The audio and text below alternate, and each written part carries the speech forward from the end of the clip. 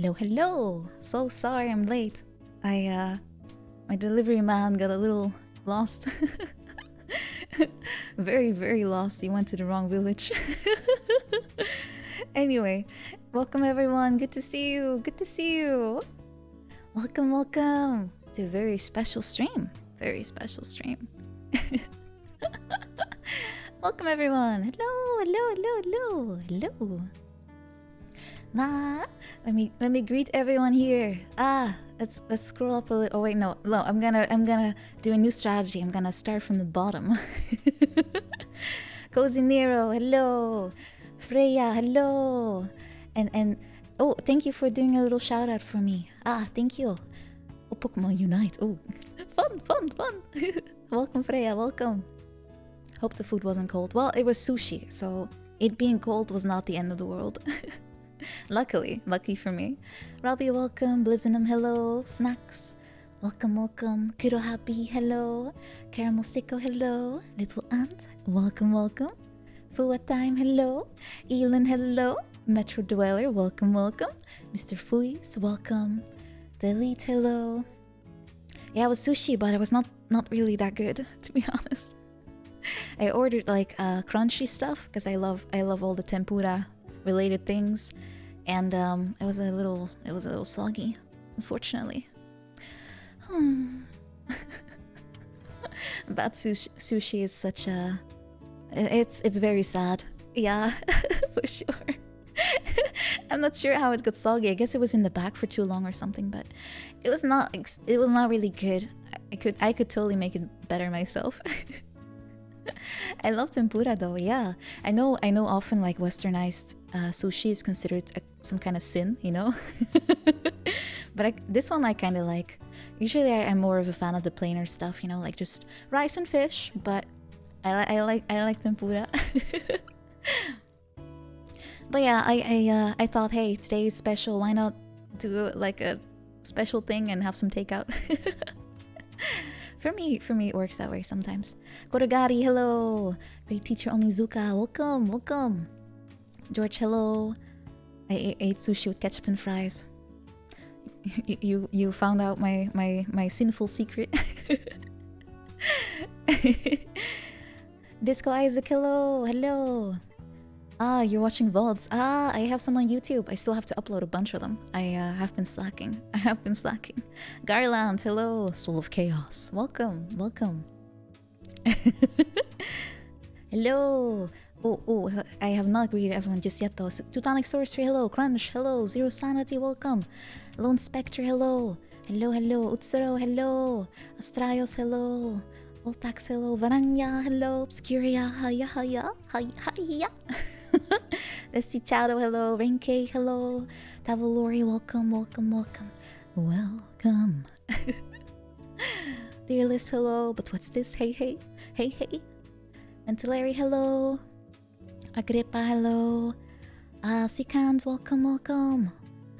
Let's see. Have I greeted everyone? Human Error, welcome. Sinalra, hello.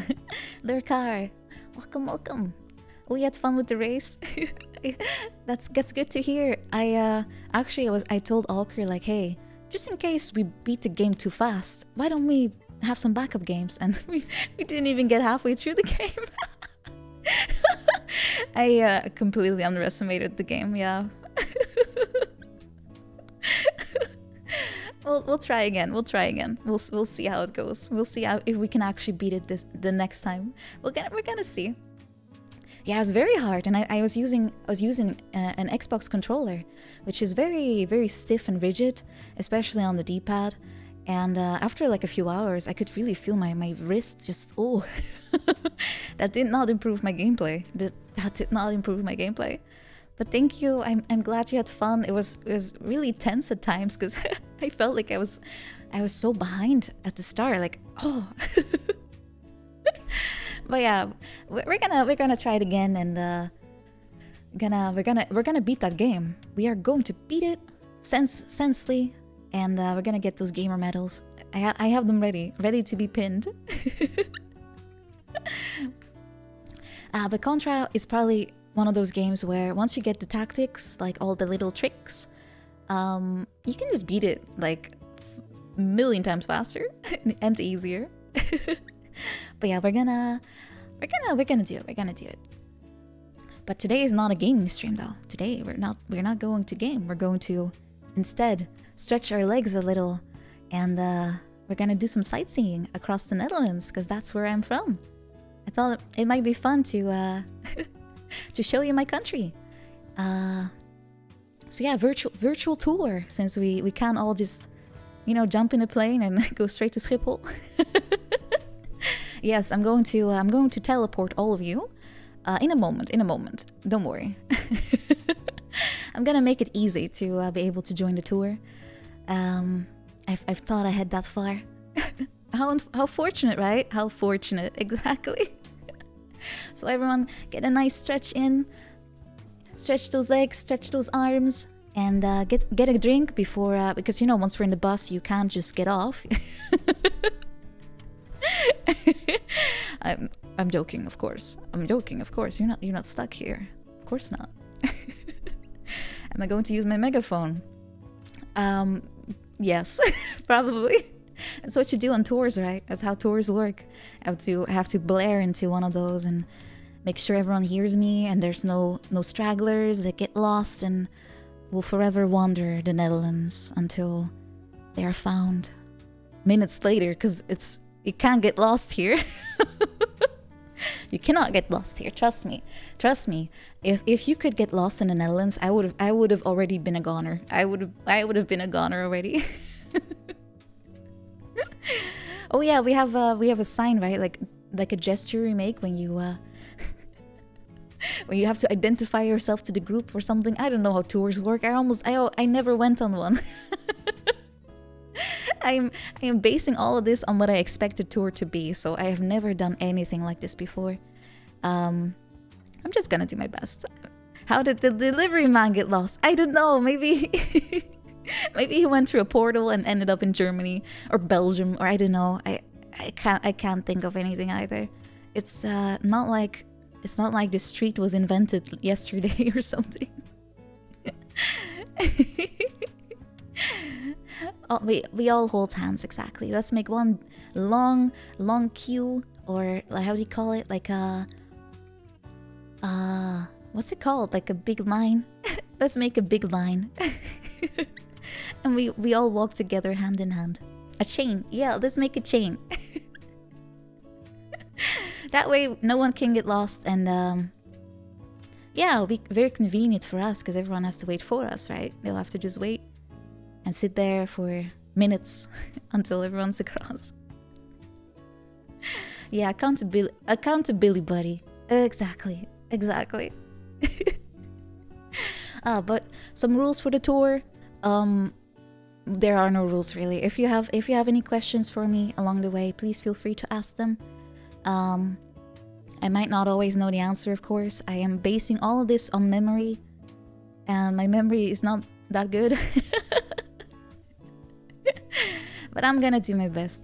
But for now, yeah, if you want a drink or you need to take a quick break, please do it now, because I'm gonna start in a moment, and I'm not gonna drive away without you, don't worry. That was actually one of my biggest fears when I was young. Like, we had tons of school trips, and I was always afraid that if I would get off and I would not get back in time, the bus would just merrily drive away without me. Oh yeah, well, maybe we can stand outside the bus for now, so everyone knows the rendezvous point, right? Everyone will know about the rendezvous point. Let's do that. So here we have our bus. Let me move a little bit out of the way. This is the bus. Every time we'll go to a new destination, please remember to step into the right bus. I will be announcing everyone's names before departure. You can pick a nice seat. Not sure if it'll fit all of you, actually. We'll have to stack. You might have to stack with a few neighbors. But at least it's a cozy bus in every other way. I'll be driving. I do not have a license. Good luck. It's gonna be one hell of a ride. Trust me. It's gonna be one hell of a ride. magical friendship bus. Of course, of course. Oh, what was I saying about the bus thing? Oh yeah, I was always afraid I would get left behind, and I still feel like that sometimes, but then I remind myself I'm an adult, and even if I get lost, I just call a cab. Even if they leave me behind, they can't get rid of me. I'm like a boomerang nowadays. I just come back. Ofe Chipka. Oh no, you won't be needing that here. This is a special bus. We don't use any cards. No. It's yes, I'm a boomerang. Homing in.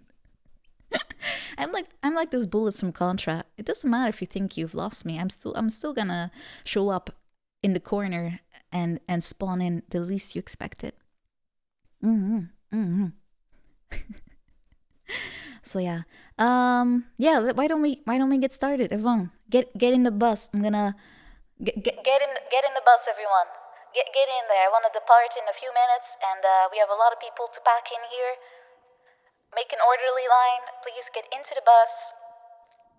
We do not have enough window seats, I'm afraid. You'll have to either neatly Tetris yourself in there or accept the aisle seat. That might have to happen. If you need to pee, please do it right now. Not against the bus, please. Please find a bush or a toilet. I'll have you be known it is not legal to be peeing in public here, so please find a spot.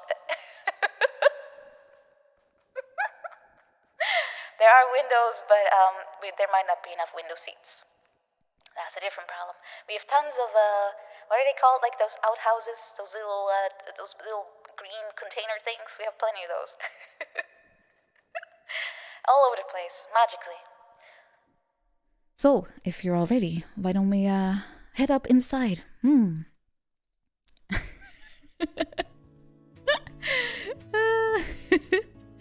There we go. I have to move myself again. So, oh wait, now I'm blocking you guys. It's not very pog of me. I have to learn my size here. It's a small bus. It's a small bus, very tiny. Is this better here? No, still too large. Hold on, I can't see anything.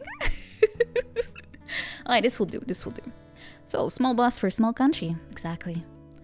Why are there 3 people in your lap? Oh, it's a company is more pleasant, right? It's a very long bus. That's how we all fit in here. That's how it works. Ian the Terrible, thank you for the follow. Thank you. I am quickly looking for my... Oh, why did it close? Give me a moment. I lost my images. No. I just fixed it. Just fixed it. There we go. Now it should be okay. Now it should be fine. Alright. So, does everyone know what the Netherlands looks like? If you don't, let me give you a one picture tells the whole story picture. But here we are. Oh, hold on. I have to move myself again. I am still blocking everything. There we go. Oh god. Maybe I can move this window away. Yeah, that might be a good idea. Boom. There we go.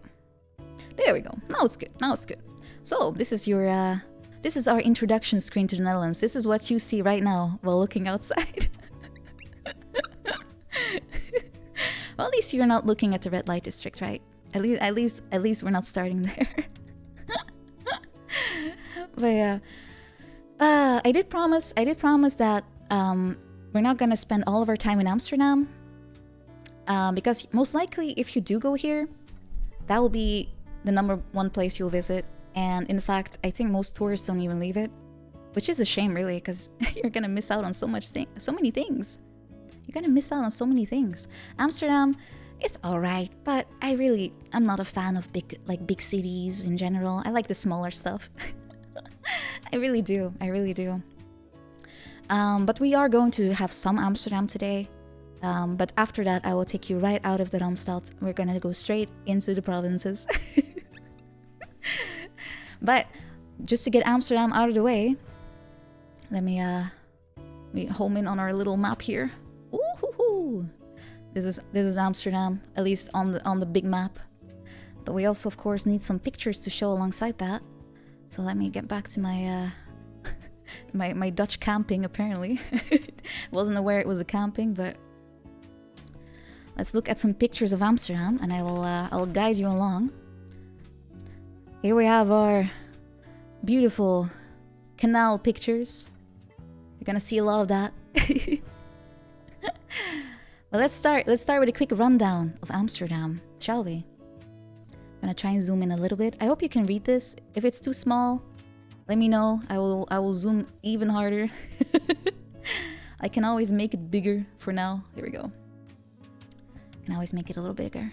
So, as you can see, Amsterdam, by its size, you can already tell that it used to be a lot smaller. It used to be a lot smaller. In fact, you can see it's growing incredibly out of its original size. This little thing here, that's original Amsterdam. All of that. And now it's this size. All the little villages around it, it's now Amsterdam. You don't like it? Doesn't matter. You're now Amsterdam. We're gonna use Street View. Yes, we are. I have Google Maps here as well. I will go quickly to where I should be, which is over here. We're gonna have some street views. I'm gonna have both. I'm gonna have my tour map here. I'm gonna have Google on this side as well, the Google Maps. Can I get rid of this thing? It's taking a lot of estate. There we go. Thank you. All right. Typical civilization. I know. The cool thing about maps here, though, is that I think they added like a 3D view of this nowadays, so you can see the buildings a little bit bigger. All right, let's make this a little bigger here. All right, quick rundown of Amsterdam. I've been here a few times, since usually if there's a conference, it's in Amsterdam, so I have to travel a long way to get here. But yeah, I have to sacrifice yourself in a way, I guess. So what we have in Amsterdam is, of course, we have our residential area, which is actually mostly in the north and over here. Fun fact is that no one really wants to live here, because if you do, the only way to get to the center is to use the tunnels, which is, I believe, this one or that one or this one. And if it's busy, you're gonna be stuck there for a while, even if you live right next to Amsterdam. And also, you can take a ferry, which takes forever. You can swim, probably. Yeah. Public transport in Amsterdam is not too bad, really. I've used it plenty of times, but it's kind of outdated, to be honest. It's kind of outdated. But yeah, if you want to live in Amsterdam, this is probably your best bet when it comes to the prices, because most people prefer living elsewhere. So there's a small benefit to living in that kind of area.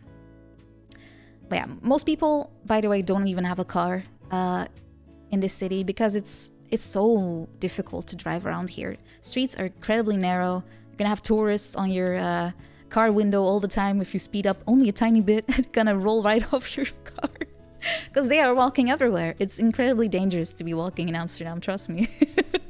Dangerous to walk, dangerous to drive. Tourists are... Yeah, I've actually heard many stories of people that live here that they kind of enjoyed Corona times, because the amount of tourists was really low, and they actually felt like they could enjoy their town again. It's kind of sad, right? But that's kind of how it is. So if you arrive in Amsterdam, you'll probably get there by train, because it's the easiest way to get there from the airport. Which means you'll get Central Station is what you will see. Which is this view? Is this a nice? This is a nice aerial view. No, that's CGI. Let's see here. Well, this looks pretty. This looks pretty accurate. But what you notice? Oh, let me make this again a bit smaller. What you notice is that Amsterdam is old. This is our typical fancy train station design. I believe a lot of cities have this actually. And they're renovating it again. I don't know if they're done by now. I haven't been in Amsterdam for about a year at this point. I'm not sure if they're done, but it's quite beautiful to look at. You're probably gonna see this also because of the public transport part. You'll be here a lot since all the trams start here. You're probably gonna see this. I'm kind of struggling with the two windows here. Give me a second. Let's see here. Yeah, if you wanna actually start sightseeing, you'll have to go to the inner part of Amsterdam, which is this area over here. Most of the recommended sites are in this circle. You have your old church. You have your museums. I will talk about this one as well because it's quite historically significant. But most people, of course, they go to Amsterdam for two reasons, right? Can you guess which reasons?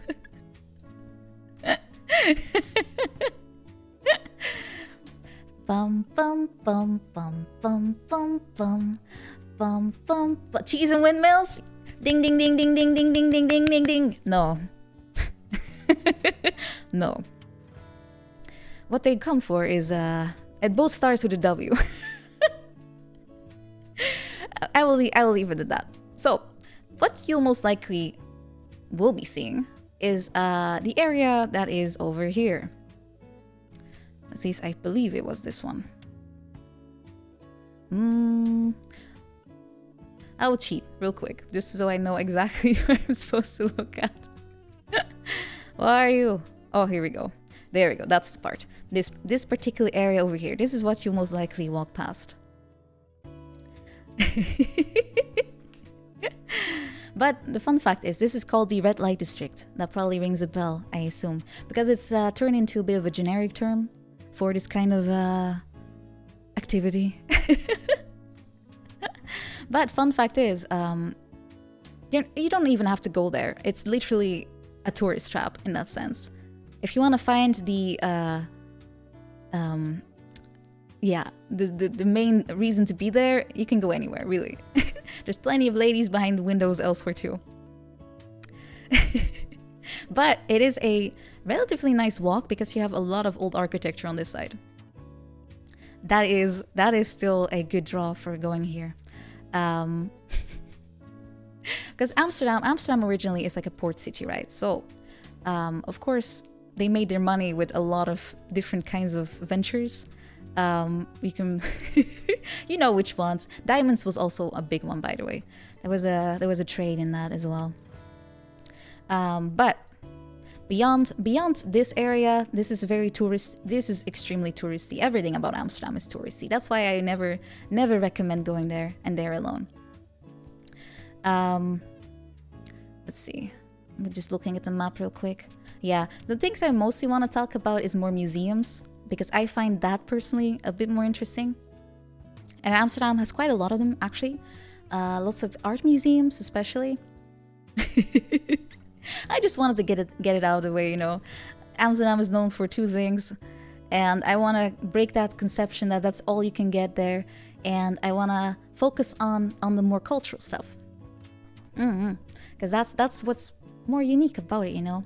Yeah, Anne Frank is probably one I would immediately recommend. I've been here with my mother, and I was taught about Anne Frank in school because she's a quite important figure in World War II. At least she wrote a diary, and her experience is something that they use kind of as a way to relate to what happened. But basically, Anne Frank, she was a Jewish girl, and her family fled from Germany to the Netherlands, and they were hiding. The Netherlands is known to be extremely bureaucratic, and it still is. But they made a very grave mistake in the Netherlands to know a lot about their civilians, including their religion. So it was very easy for Nazi Germany to know who was Jewish and who wasn't. And they used that to capture pretty much all the Jews here. And they deported them. That's why you have almost no survivors from the Netherlands from World War II when it comes to the Jewish population. It's incredibly awful. It's really bad, yeah. That's why they stopped registering those kinds of details. But Anne Frank, among a few others, they managed to find refuge. They were actually being hidden by multiple people. And the way they did it was just quite interesting. I want to show you that. They had a special compartment in their house which was behind a bookcase. And I'm pretty sure there's a picture here somewhere. Yeah, here you go. So it was actually behind a bookcase, and that's how they were able to hide the fact that they were actually in that area, hidden away. Yeah, it's quite something. But that's not where the story ends, unfortunately. They were betrayed. They were betrayed by someone they knew, someone that actually spent years hiding them away. And they never, as far as I know, they never figured out who did it. So they were all found, arrested, and they were all deported to Poland. And no one survived besides Anne's dad. And he came back to the Netherlands and he found her diary, which was a real. It was a typical teenager diary. I was told. I've actually myself never read it. But it had like tons of stories about love and trying to find happiness and daily things, like small observations. She was not able to see the outside much, but she was able to look out the window sometimes. And it's a very good like insight of how it was like to be hiding like that.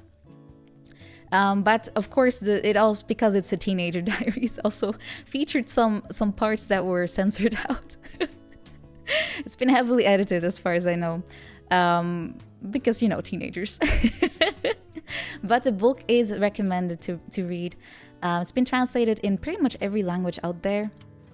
And when you go into that museum, they will tell you exactly like the backstory, what happened, insights in their lives, and it leaves a pretty grim impression, but it is important to see it. So if you go to Amsterdam, that's one of the museums I would recommend. But do buy the tickets online, because you're gonna be stuck in a queue for a long time. Yeah, she died. Yeah, she died right before the camp was liberated. That's also kind of another kick in the. Yeah. Oh, Astro Alphar, thank you so much for the bits. Thank you. Public transit in Amsterdam is decent, but I live in a place where the airport doesn't have public transit. Really? You can't. Oh, if you're so dependent on a car, that's really annoying. North American Midwest. I assume that the Amsterdam public transport would be a bit better than that. Yeah. Generally, everything in Netherlands is well connected, and that's why I'm gonna be able to tell you that you're able to venture out of Amsterdam and see much more than that, and you're not gonna spend a lot of time going outside either. It's all pretty nicely connected. Even with a bike, you can quite literally get anywhere in the country. There's bike roads that lead to any part of the Netherlands, which is quite nice. It's gonna take you a while to cycle there, though. It's gonna take you a while to cycle there, but if you want to, you can do it. You can do it. So let's get back to our map for a moment. So Anne Frank House, I definitely recommend that.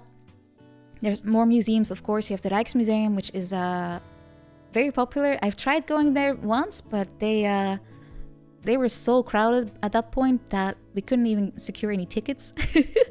Van Gogh Museum is also recommended. He's also one of the best painters we had.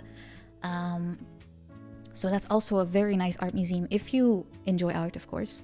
Oh, adieu, Pes. Thank you so much for the follow. And Lurly, I think. Welcome as well. Thank you.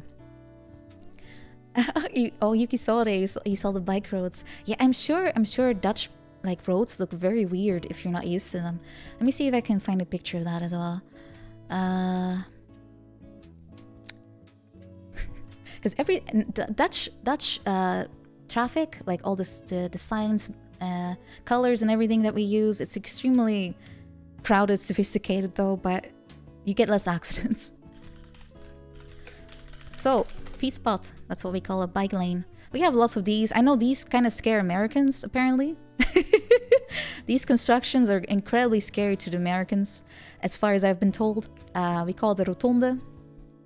They're very nice though. But we love signs, so you're gonna have a lot of them. Roundabouts, woohoo! I have no clue. We also have turbo roundabouts. If you know about that. Is this a default one? I think so. Yeah. Does this strike fear in the heart of men? Oh wow, that's a crunchy picture. There you go. Now it's 2 lanes. I don't know. I find it nice. It's nice and convenient. Anyway, bike paths. Where were they? Feet spot. Here's your average picture of cycling in the Netherlands. Oh, this is Utrecht. Yeah, okay. That's a very, very crowded area. So as you can see, everyone loves bikes here. This is not even the worst. I've seen it much worse than this. It was literally a sea of people on a bike. It's quite normal, actually. Quite normal. Amsterdam is very similar to that. Just a few more cars here and there as well. No helmets. No, we don't use helmets in the Netherlands. It's not required. I've never seen a single person wear one in my life. Sugogi, thank you so much for the follow. So yeah, it's not something we do. And the reason why we don't require them is because we have good infrastructure. So it's not needed. We barely have accidents, and if they do happen, it's usually because the cyclist actually made a mistake and not necessarily the car driver. But the way it works here, if you hit a cyclist, it's usually the car is immediately to blame because they could have seen the bike coming. That's basically what they will tell you. Joycer, thank you for the follow. So yeah, it's very safe to cycle here. It's very safe to be a pedestrian as well, unless you're a pedestrian on the bike path, then your life is not secure. Do you have a roundabout with actual traffic lights inside? On roundabouts, no, because then it's just you have to look at the signs on the road and the signs. Well, the signs. We have both. Interestingly enough, I was told this by my instructor. You know, you have you have these things like all the signs on the road. I was told that they actually wanted to move all the signs to the road itself, like these as well, the right-of-way one. They wanted to put everything on the floor because people are looking there naturally while they're driving. But the problem is, they were thinking, what if it snows? How are you going to see it? What if it rains? How are you going to see that? So they decided to have both. Obscuria, thank you for the cheer. Legends say that the Dutch are allergic to them. Oh, to the helmets. Yeah, I think so too. We don't really like when things are changing, you know, like they change those kinds of rules because yeah, we like our we like the way things are. we really like the way things are. Oh yeah, what was I even talking about before? Oh yeah, museums. Yeah, museums are very highly recommended here. And Amsterdam is more than that, of course. If you look at, for example, nice squares, there's a ton of them here. But I don't really see the one I wanted to look at. Rembrandtplein, where were you again? Oh, I'll just look at it this way. Oh, here it is. There you go. This is actually a pretty nice place to sit around and do some sightseeing. People watching. They have a lot of restaurants, cafes here, so they're very pleasant to be at. I think I spent most of my time there too, around this area. Yeah, I think so. But yeah, Amsterdam, as you can see, it's huge, and a lot of people, because it's so expensive, they're going to all the places around it. So this is a very popular space to live in if you work in Amsterdam. I'm pretty sure they're gonna change the name to Amsterveen at some point. Because it's just become Amsterdam. If you look at the tourists' websites, they often refer to all of this as Amsterdam something. Like you have Amsterdam at sea, even though it's all the way over here, you know, that kind of thing. It's easy to understand that way, I suppose. People watching. I know a lot of people enjoy that. They just sit around and they look at where people are going. And yeah, I don't find it. Yeah, sometimes it can be fun, right? If you're already sitting there, but it wouldn't be my main activity. But yeah, Amsterdam, as you can see, there's an entire highway around it. Basically, they call it the Ring, and this is kind of how you avoid having to go all the way in here because they want to get rid of all the cars in this center part, which makes sense. The Dark Souls of Amsterdam is cycling there and driving a car, everything. Yeah, this is called the Ring. This little thing over here. Oh, you see my mouse move here, but I'm actually going into the other one. Let me make it bigger. Hold on. Ah, there we go. This is the Ring over here. This thing. Whee, that yellow little line. That's the Ring. It's yeah. I mean, Amsterdam is probably fine. I just don't like the crowd. That's my main problem with it. Don't worry, you'll not die in 7 days if you look at this one in particular. That's just how it goes. Oh, Chewy, you've been with a car in Amsterdam. Oh my god, how was it? Nightmares. I believe you, I believe you. I've never been with a car there, but I've been a cyclist there, and that was not fun. That was not fun.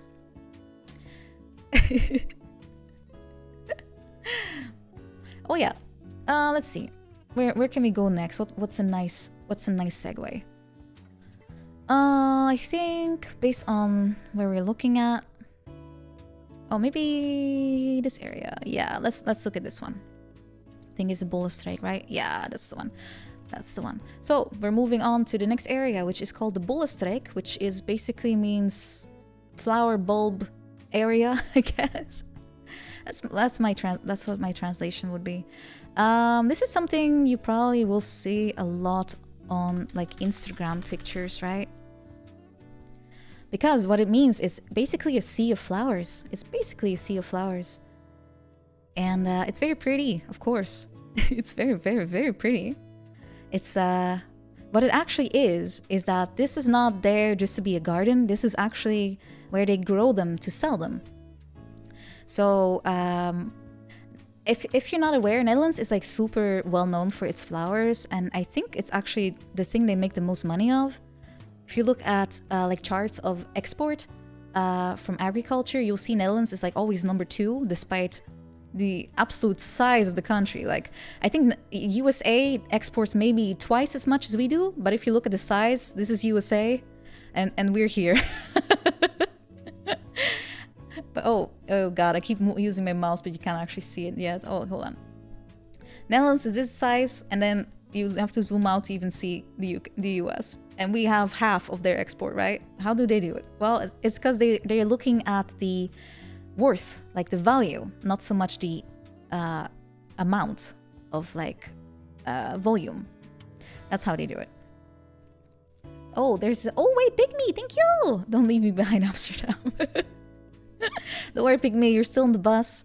You're coming with us. You're coming with us, don't worry. No, of course they didn't invent flowers, but there's actually a funny story about it. I'll leave this picture on. Yeah, that's cute. We can have this as our... God, why is everything made for ants? Why are they all for ants? Okay, well let's use this one then. This will be our little backdrop. I'm sorry, little ant, but well, the previous garden would have been perfect for you. So basically, what happened is, as you might know, the tulip is also like a super popular flower here, but it's not even native to this place. It's kind of the national flower, but it doesn't actually grow here originally. So what happened is, tulips are, at least the ones we got, are actually from Turkey. And back in the day, I'm talking like 1600s, maybe even earlier, they were very rare, they're quite valuable. So the only way you would get one is if you were either extremely wealthy or you got them as a gift. Because the sultans, they often gave out flower bulbs as a special gift to their guests, like important people. And sometimes those important people would give it on to another person. And so on and so forth. And that's kind of how, at some point, a Dutch professor got his hands on some tulips. And he had his own little garden. I believe he was a botanist or something. And at some point, he had all the tulips growing in his garden. Very nice. People were extremely interested in that because the tulips looked a lot different from the regular old Dutch flowers, right? But the guy was extremely stubborn. And he just wanted to be left alone. He wanted to appreciate his flowers. And he didn't want to sell them. So what happened? People just straight up stole his garden. They just straight up went into his garden at night. They stole everything. And then, months later, the market suddenly had tulips on it. Very, very rude, right? Oh, he should have just sold them, was probably the attitude they had. So, suddenly we had tulips on the market. Very suspicious, of course. But since they were so rare, no one could afford any. Only the rich people. But they were also so incredibly beautiful that they were still very enticing to buy. So what happened is that the rich people were buying them the prices kept going up because they were so valuable and so rare. There was no other way around it. And at some point, they became like the biggest thing to invest in. The market was like tulip stonks, you know? So we actually ended up with a tulip bubble. It was the very first asset bubble, I think. It wasn't a house bubble. It was actually a tulip bubble. Oh, I don't have alerts on this. I should have them though. I should have them here. Oh, I have to paste them out then. That's gonna be a little annoying. Give me a moment. I'll just copy paste them away. I didn't prepare this scene very well, as you can see. Give me a moment. I'm gonna just steal them. I'm just gonna go steal them. Yeah. Stealing assets from my own scenes. Heck yeah. Get out of the way, Amsterdam. Assets. There we go. Now they're here. Alright. Where was I? Oh yeah. Tulips were like selling like hotcakes. They were bought like hotcakes. At some point, I think people were putting their entire life savings into one single flower. Crazy, right? I think they actually called it tulip mania at some point. It was really insane. So the government, of course, they stepped in. They were like, no, let's not do this. So the market stabilized again, and it was no longer worth like a house. Fun times. So some people got extremely rich off all of this, and some people literally lost everything. I think most people literally lost everything. It was a very volatile time. The Great Tulip Depression. That would be a very good name for it, because that probably is what happened there. But that was the start of the flower market in the Netherlands. So after that happened, this is around the golden age. Around this time, the Netherlands started to make like tons of flowers, tons of export, and it's been like that ever since. So there are parts of the country where you can go out and view the flowers. The Bollenstreek is probably the biggest one. You have, let's see if I can find more pictures. Yeah, you can walk through them actually. You can walk through the fields here. The problem is just that you have your typical tourists. Let's see if I can find a picture of people actually being so, yeah, here we go. You have your tourists who just literally walk on top of the flowers, and they forget that this is not a garden that is there to be just viewed. This is an actual business. So they trample all the flowers. They just, they go through it, make cute pictures. This lady's sitting on like tons of stuff. They're a little upset about that. So a little PSA here. Don't do that. If people keep this up, they're gonna just straight up like make it illegal to even get in there. So if you're gonna visit, be nice, be respectful. Don't trample the flowers. It's not nice. If you want to see more flowers, more diverse flowers, there's always the Keukenhof you can go to. That's right next door as well. You can even cycle here, as you can see. Very pretty too. Yeah, why are people stupid? I don't know. It's like it's a common problem, but they see nice flowers and they want to be on the picture with them. And to be surrounded by flowers does look very nice, but you have to be a little sensible. So Keukenhof is let me see if I can get it on the map here. I'll make it a little bigger again. Keukenhof is right above it. It's in the same area. Oh, here it is. It's right here. It's temporarily closed because, Corona. But it's gonna open again pretty soon, I assume. So if you want to just walk through the park, appreciate some flowers, you can go here too. They have a lot of varieties. I believe the Bollenstreek is mostly known for its tulips, but they have a ton of stuff. And yeah, stay in the rows. That's such an important thing to do. So important. But this is very popular, extremely popular. So you might, be in a bit of a crowd if you do decide to go here. But it's quite pretty. I think most Dutch people actually have never been there, because I haven't either. It's one of those things you, as a native of a country, you never really think about going to such places. But if I would find this abroad, I would totally go. It's so weird how it works. Does Efteling have Google Street View? I don't know, but it is something I probably want to show you because it's so funny. Let's make a detour. I didn't include it yet, because I kind of ran out of time, to be honest. Kind of ran out of time on preparing my stuff. But yeah, this is still Efteling, I think. Yeah. So there's an amusement park in Netherlands, right? It's called Efteling. It's about Germanic fairy tales. And it's looking quite cursed if you are not familiar with those kinds of story things. So I'm gonna see if I can get street view on this. I'm gonna get street view. Maybe you can get some extremely cursed pictures. Can we walk in it? Oh my god, they actually did. Okay, amazing. Okay, good. Let's look for the Sprookjesbos. Because the way it works is that because everything what you will see is based on Germanic story fairy tales, we have a ton of extremely cursed art going on here. It looks frightening sometimes. It looks frightening.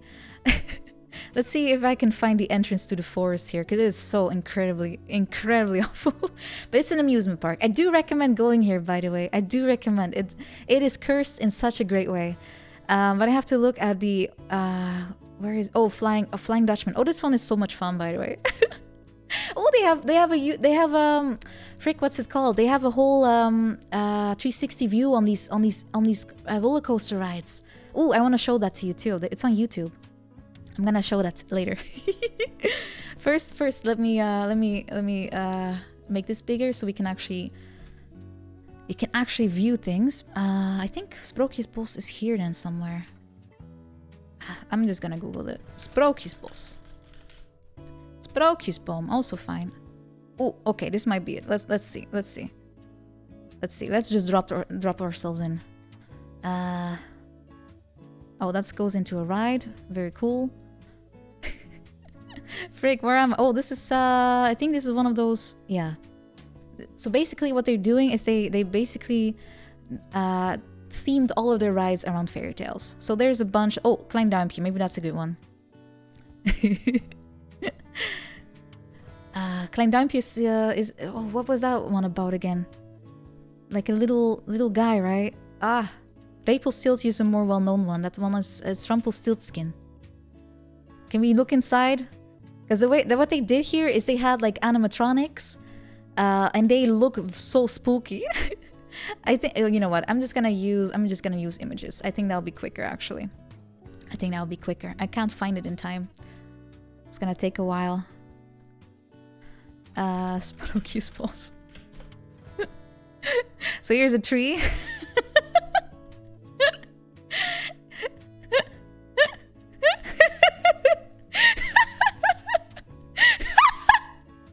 Hold on, I have to zoom in. Enhance.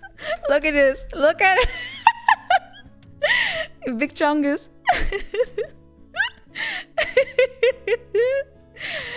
Do you think he's adorable? Oh my god. I need to find more.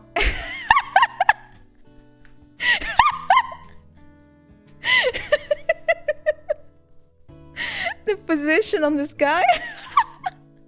We have this one. This one is very popular. Hold on, I'm censoring his head. He has.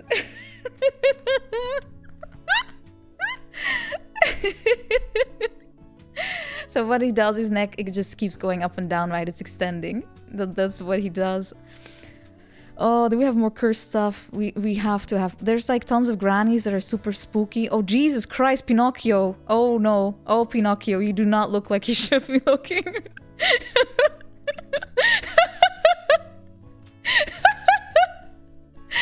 Oh my god, this is so cursed. Oh, but there's so many ladies that are even spookier, and they're inside like their house.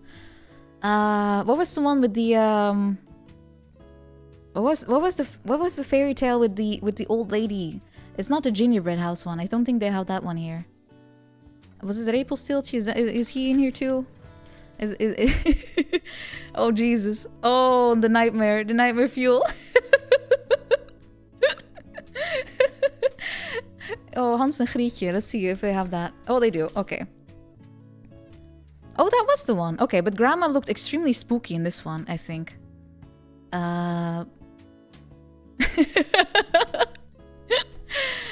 Look at his expression. Oh my god. Look at her. She's wearing like old school Dutch wardrobe. Let me out.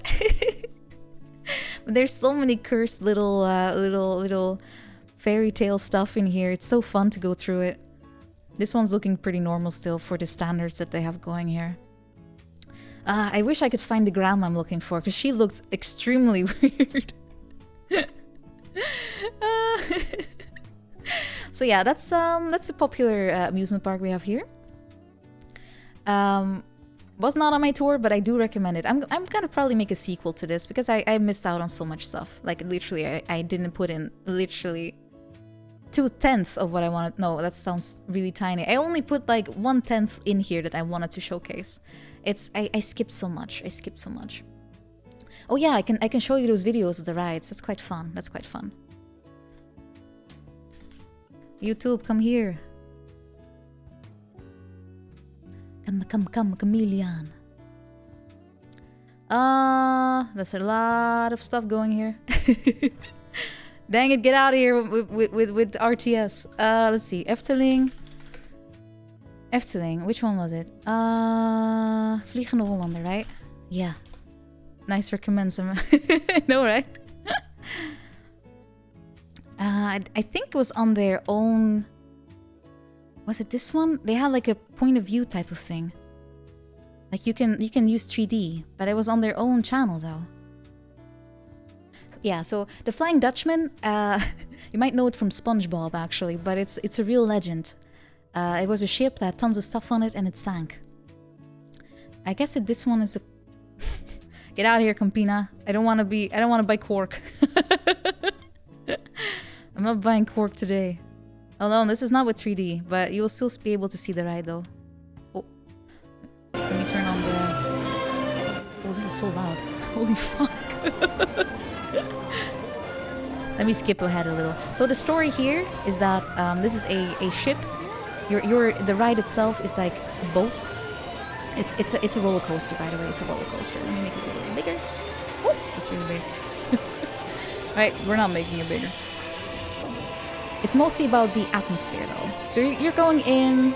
You've been told about the legend of the Flying Dutchman. It's a ship that appears when it's at night and it's stormy.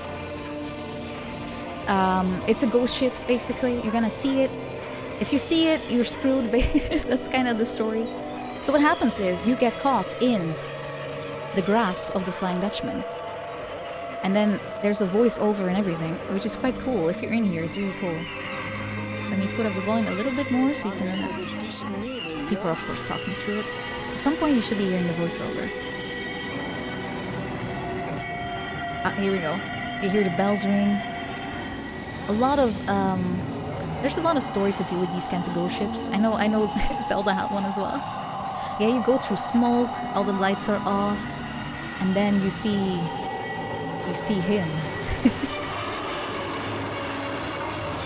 The music is such a banger. Yeah, here you go. The storm, you see the Flying Dutchman in the distance. It comes towards you. And then it goes dark. And you're like, oh fuck. It's incredibly loud. It's incredibly loud. The boat gets really close to you. And it's right above you at this point. It's right above you. You're underneath this. And then you're like, oh fuck, because you get launched. You get launched at some point. Oh, it still stops first. Yeah, right. It still stops first. You hear the spooky music. And then it goes dark.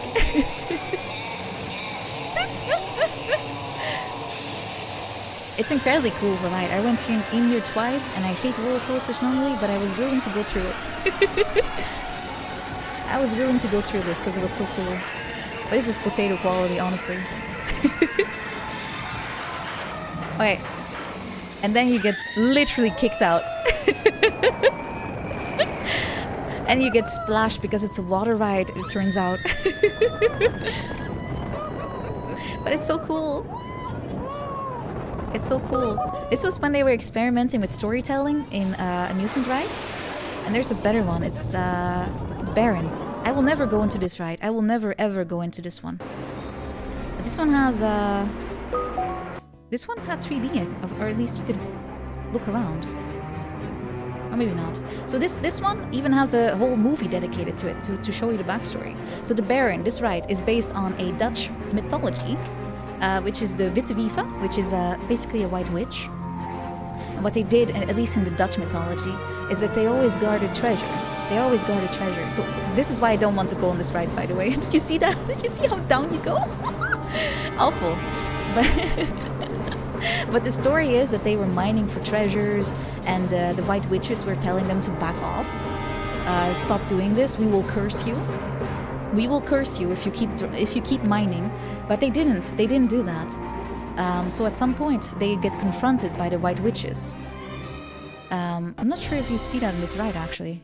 You should be, because it has a whole lead up to this part, which is really cool. But I guess they did. Oh wait, they don't have it on here. Oh wait, it's this one. This is the one. You can look around. Here we go. This is the video I meant. This is the one I was talking about. Now we can look inside. You can actually feel like you're on it now. So as I said, I'm gonna skip a little. You start in the mine itself. The white witches, they're gonna speak to you. They have warned you. Here we go.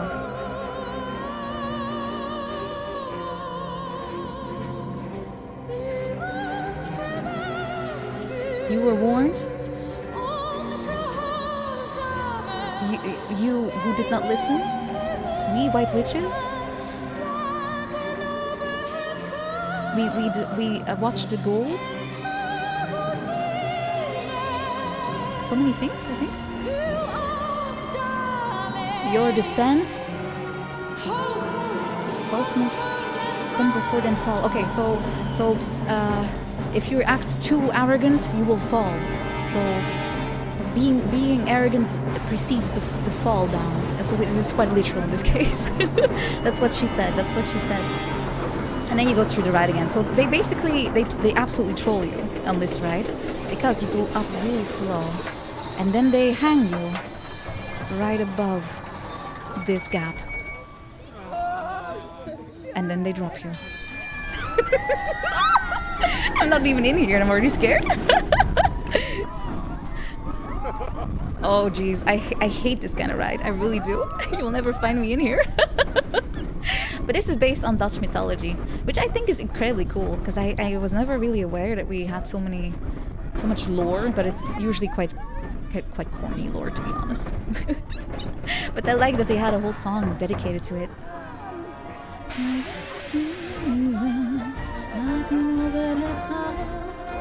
Etc. So I thought that was pretty cool. I wanted to share that. It's the most lore corny. It can be told very nicely, but unfortunately, Dutch lore, like mythology, is often just a very, very thinly veiled moral story, which is like, don't go outside at night because the white witch will get you. That kind of thing. But yeah, I thought this was a very cool ride to show, because of the actual, like, they would try to add some storytelling to this one. They also tell you while you're in the queue to get in here, they will tell you the whole story, why you're here, etc. They do that to all the rides. So even if you're waiting, you're being entertained in that way. So yeah, if you go to Netherlands, go to the Efteling if you can. It's quite fun. It's a little out of the way compared to most things. But it's still totally worth it. So let's see. Oh yeah, let's move on to the next area. I'm gonna take some sips though.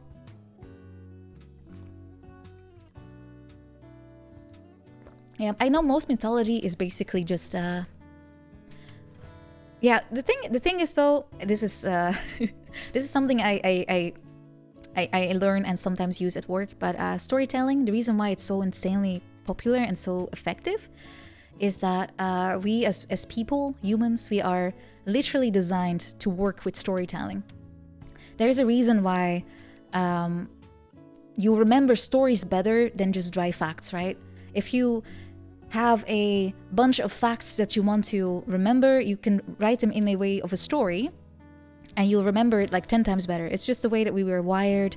That's also why they initially, you know, back before we could read and write, they had to use stories. They had to read them out to you. You had to constantly repeat them, you know, and it went on and on like that. But we are basically wired to appreciate and accept stories more than just plain text. It's very, very effective stuff. It has emotional impact as well. It's just that for some reason, stories work better than just, yeah, facts, really. Yeah, that's the same reason why those work better, the mnemonics. I'm not sure if I'm pronouncing it right, but it's the same thing. You basically, you associate something with other things, and you connect all those dots together, and they reinforce each other in your memory. So even if you can't remember one thing, you maybe remember another, and that kind of triggers you to remember the first part as well. So it's kind of like, it kind of works like that. Oh, it's mnemonic. I have no clue.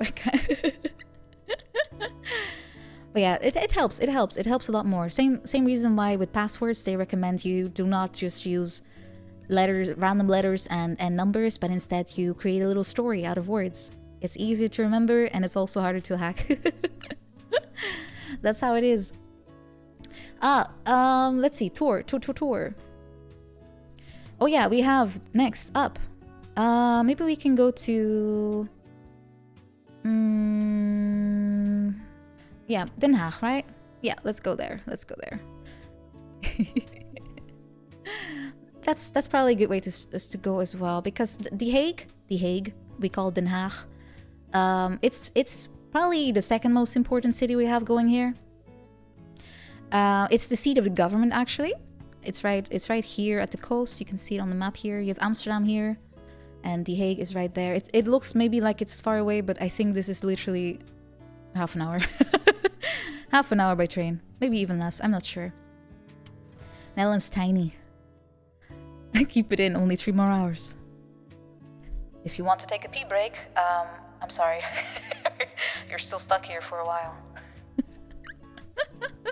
Well, we can have a little break. We can have a little break in like, maybe after I show you around Den Haag, we can have a small break. How does that sound? I'll let you all out of the bus for a moment. Yeah, we can do that. So The Hague. I find this place quite soulless because, again, it's a big city. It has the air of a big city. But there are some things here that are interesting, despite all the modern stuff. I personally prefer like historical sites. I like old cities. Like, you have the charm, the old architecture. I find it so charming. Getting car sick. Oh no, I'm driving so gently despite the lack of license. There is no bathroom. You have to hold it in. Hold in your pee. Hold it in. Hold the line.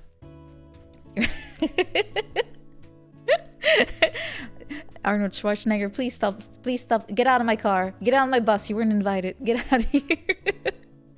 You were not invited on my tour, Arnold. Help, get out. Anyway, The Hague. Yeah, seat of the government. There's a bunch of buildings here that are quite significant, I would say. And let's see, which one should I start with? Which one? Okay, maybe I should start with the Binnenhof, because that's like probably the most important part of it all.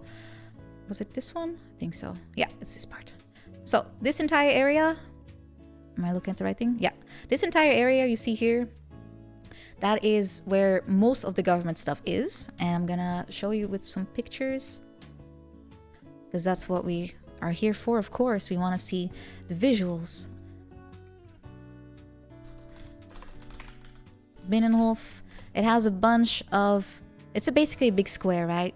But it has a bunch of very important buildings. And I'll tell you why. Here it is.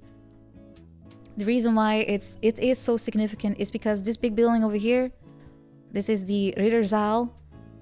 This is actually where the king greets like foreign how do you call it? Heads of state. That's the one. That's the word I'm looking for. So he greets them in there. They have like their talks in there. But it's also where he does his yearly speech. So it's a very significant building for us. And the speech that the king always gives, it's on Prinsjesdag, which is I think the third Tuesday of September, right? I think so. So he always has a little speech, but he's not that good at... Oh, this is the inside, by the way. This is the inside. So it's basically a bit of a... It's basically a church. It's basically a big church. But he does his speech. He sits on his little throne. But since he's not the best public speaker, he always gets memes the absolute shit out of. He always looks so confused. Where am I? This is the king of the Netherlands, by the way. This is Willy. Willy. We have so many memes. There's a whole subreddit dedicated to this guy. He has so many freaking memes. Let me show you some.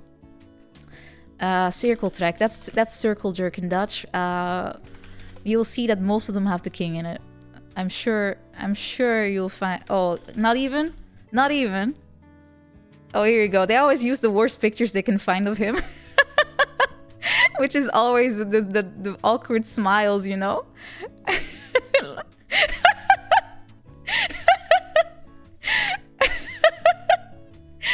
This guy is such a meme factory. He always is photographed in the worst ways. Like...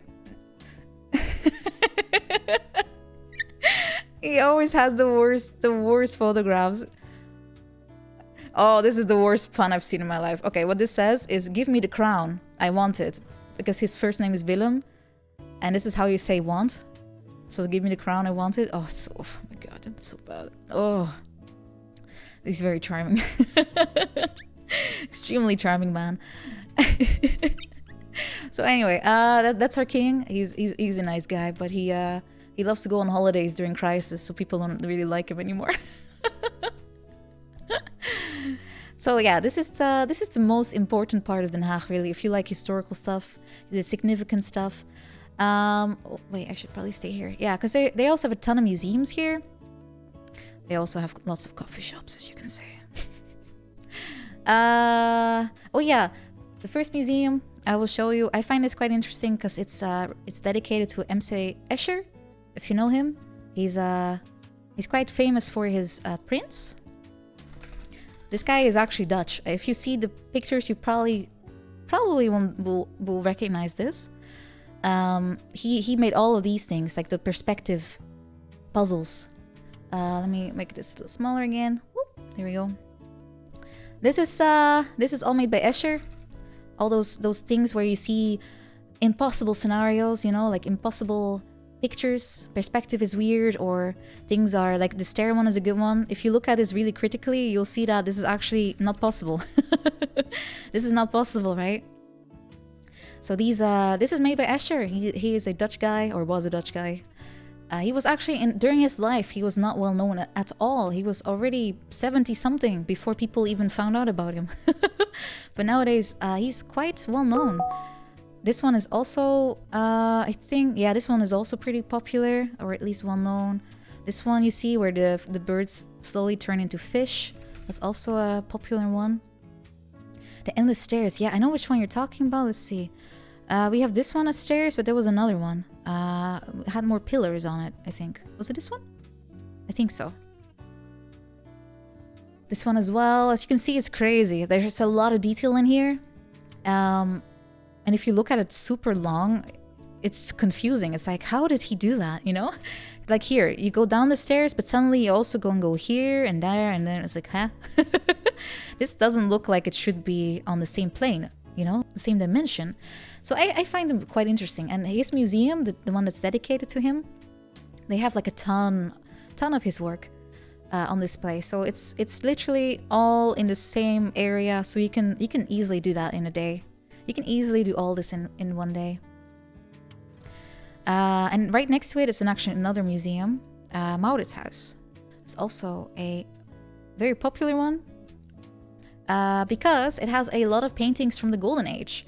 And if you know the Netherlands, we had a Golden Age, I think, spanning from the 1600s to the 1700s-ish. A bit earlier, maybe it started. So there's Rembrandt. Yes, that's one. You have Vermeer. At least Rembrandt is featured there, I think, as well. Let me see if I can find some paintings. Keep writing Maurits House, but that's not the one. So they have this one, for example. I'm sure you know the girl with the pearl earring. That's super popular painting, right? This one gets parodied a lot as well. This one's by Vermeer. They have it there. They have a ton of those kinds of paintings. They're all like the Dutch Golden Age era type of thing. So if you're into art, you're probably gonna like that. And I saw already Rembrandt being mentioned. Maybe a fun fact, but Rembrandt is actually his first name, not his surname.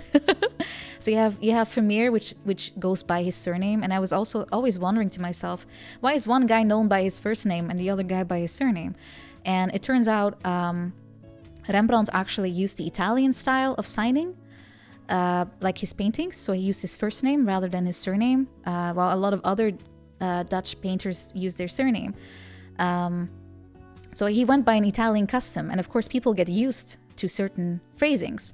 They just got used to the fact that this guy was called Rembrandt, even though it's his first name. And it's very weird to call someone by his first name if you don't know them, right? Van Gogh, yeah, he's also known by his surname. But Rembrandt, his actual full name is Rembrandt van Rijn.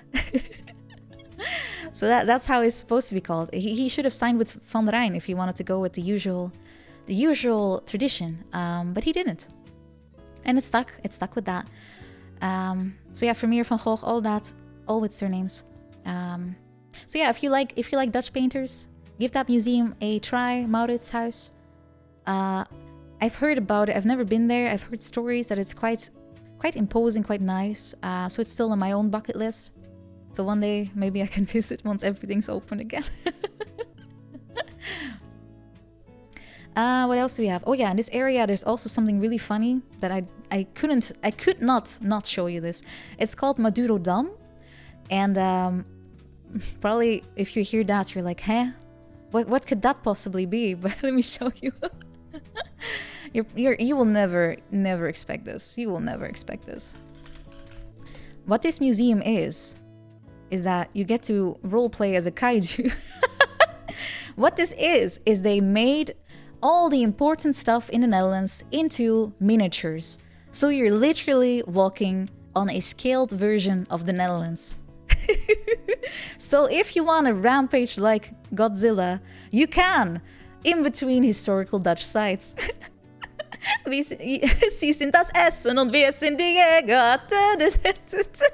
Exactly. If you want to, you can. Look at all these kaijus. Look at all the kaijus going on here. But yeah, it's if you want to see all of Netherlands in one day, you can do it like this. So they recreated a lot of things from Amsterdam, from The Hague, from other places in the country, all over the place. They recreated it in a miniature style. It's quite impressive, really, considering the scale of things. It's really tiny. You don't have to worry about it. It's extremely sturdy stuff, and there's some actual roads you can use, so you don't have to worry about it. But it looks quite lifelike, right, from far away. So that's a pretty cool museum to go to. Yeah, there's no risk because you just have to watch out, really, and it's not very flimsy stuff either. If you step on this, you'll feel it. You will feel that on your foot. But yeah, this is that's Maduro Dam. It's quite something, right? So yeah, that's pretty much what I wanted to show you from The Hague, because yeah, they also have a beach, but this place, it's called Scheveningen. It's very popular, but it's so expensive. It's so crowded, and a lot of people do go there. But if you really want to go to the beach, I would recommend you go further south. Even here, is this place actually called Monster Beach? Look at that. Oh, because the city is called Monster. Okay, makes sense. If you want a good beach experience, you should probably go to Zeeland. This place over here has tons of nice things to see. You'll also be able to see the Delta Works, which is what these little yellow lines. Let me increase the size again. These little yellow lines here are. These are all dikes, actually. You can drive over them. And what they do is they protect the Netherlands from floodings. Because what happened is, how many years ago? 100 years ago almost, I think, at this point? Maybe a bit. No, it was in early 50s. No, early 50s this happened. We had a big flood, and it went all the way here. I think thousands of people died. It got like this far in the water. 1953, there we go, that's the date. Thank you. So they figured like, oh shit, the sea is actually super dangerous, we should probably do something about it. So they built a huge project here. Let me show you what it looks like. You can visit this if you want, but it's a bit out of the way, so I left it out for today. But maybe for the Electric Boogaloo's sequel, I can dive into that for you. It's a very imposing structure. It's, I think, one of the world's wonders, in fact, or at least considered... yeah, it's considered pretty impressive. So what happens here, as you can see, is that they built a huge construction to even out the water on both sides. So this is our final first stand against the water. And there's a bunch of them because they have to span it all across the islands. Because as you can see here in Zeeland, it has a bunch of them. So they have those things in between. They have those things in between there. Which is quite interesting. But if you are impressed now, I should show you the Afsluitdijk, which is even bigger. It's this boy. This one over here. It's also an impressive dike, this one. They made one here too. But this one keeps the North Sea out of this lake, interestingly enough. So what happened is this area here in Amsterdam, I believe, this part, kept flooding like really hard, a lot. So about 100 years ago, they decided, fuck it, we don't want this anymore. So they decided to make a huge dike to literally get rid of the sea. Because flooding was a big problem, but also, as you can see here, this thing here this didn't used to exist. This whole thing wasn't actually existing until quite recently. The last 100 years, we made land. Because we were also, I think it was right after World War I, we kind of figured that being dependent on food from abroad is not a great idea. We need more land for agriculture. And that's what they do on this province over here. It's Flevoland. A lot of people like to meme about this place. That's why I also put this on here. This was a mistake. Almere was a mistake. All of it. Sink it back to the ocean. But yeah, they had to do that. They had to build like a ton of stuff around here to be able to polder it, which means that they remove the water and they get land back. Flevoland is a hoax, I swear. But it also means at some point, because we have a dike going on over here, that we ended up with sweet water on this side and salt water on this side, which is also quite interesting. So they kind of completely reshaped the wildlife here as well, since, you know, it was a complete switch of water type. And I thought that was quite interesting. But since this whole province is literally made in the last century, it was already built with cars in mind. So you'll see that the highway here and the highway here, they're extremely broad because they have to be able to let all those poor people that can't afford to live in Amsterdam, they have to let them be able to go back and forth.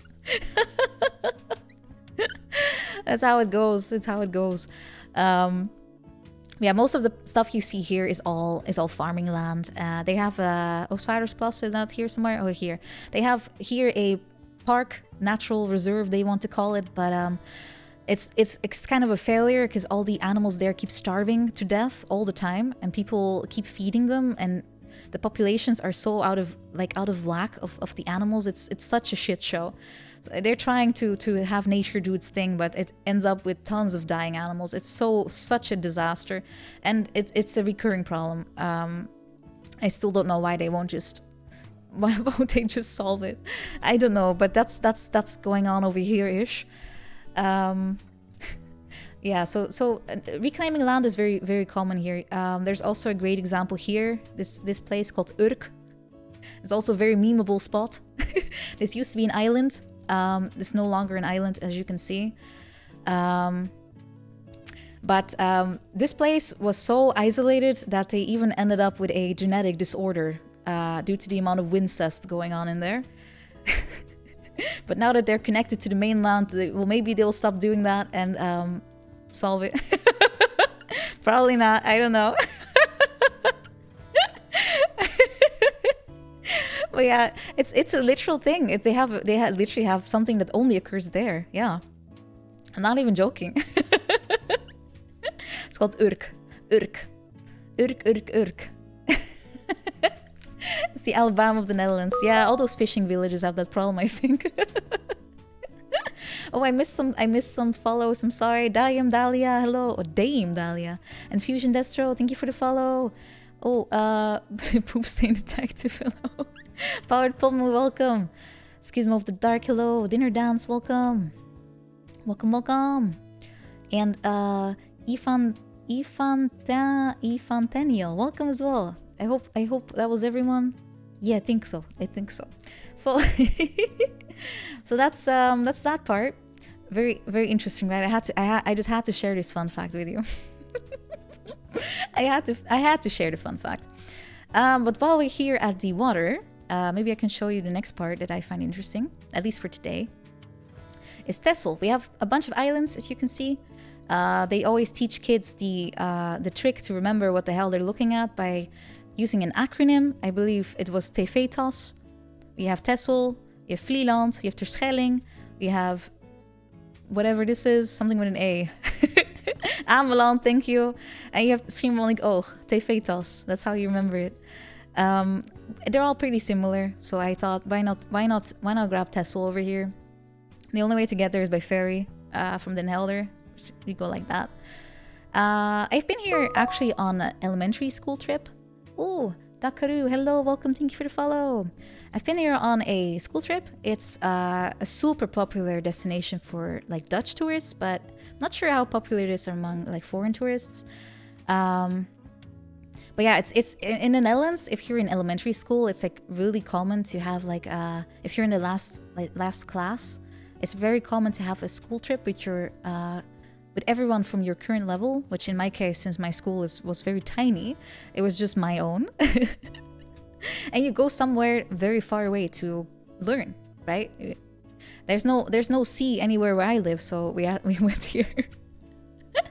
What's it popular for? It's kind of like they use it as a way to say goodbye to your elementary school time. We also have things like school plays that are also very popular to do for your parents and for teachers. High school musical, really, but then for elementary school kids. I had one too. I don't remember what it was about. I only remember I was playing as a very snotty girl who was very, how do you call someone that's like, kind of like Hermione Granger from Harry Potter. That was basically my role, I think. I don't remember. But yeah, we went to here, and this place is mostly known for the dunes they have, parks, walking around, but they also have something cool called a seal shelter, I guess. Wait, what kind of... Oh, this name of this village, yeah. This is a very unfortunate village name. As I said, in Dutch, it's not a very Yavi name. So we have surnames like that too.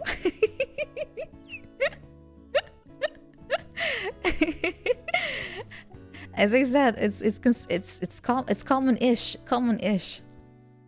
Yeah, there's Baantje, but is Baantje Dutch or Flemish? I always forget. But they have a seal rescue little thingy. Let me show you. It's called Ecomara, I think. I didn't write it down, but I believe it was Ecomara. Let's see if I can get you a nice picture. So what happens is that seals in Netherlands, they sometimes kind of get sick or they wash ashore or whatever. They need to be nursed to health, right?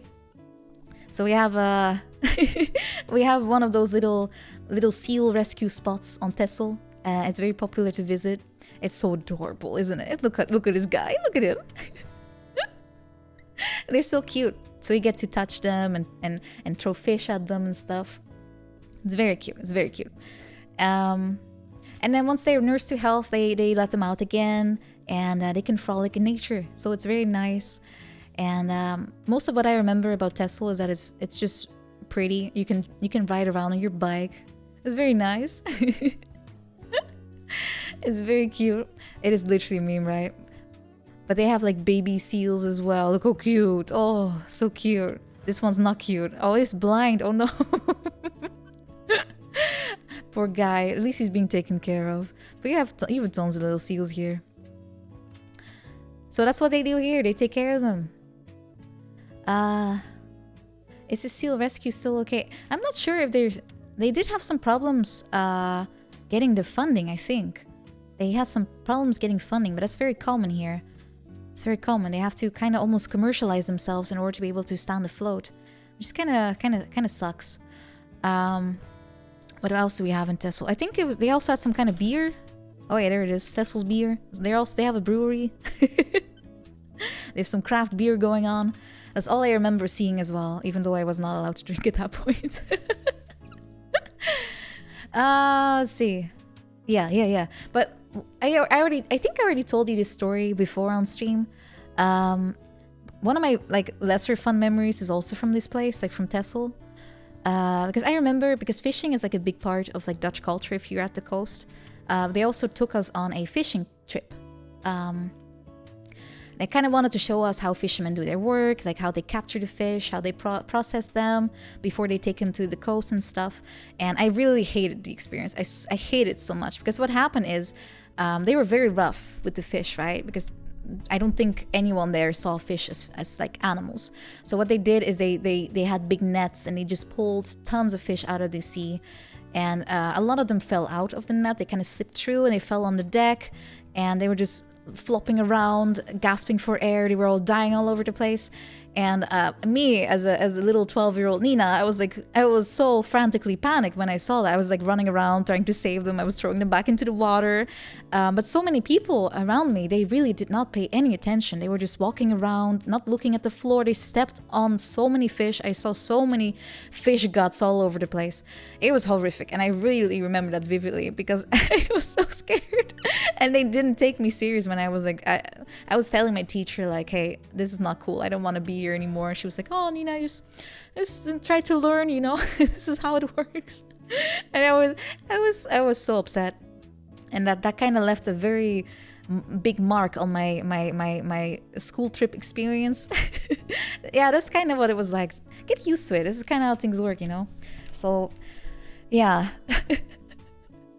Texel is still a fun place to visit. Still recommend. Guts out of 10, but it's really that's kind of how it is. It's they see it as a job and not as a kind of they're dealing with actual living creatures, you know.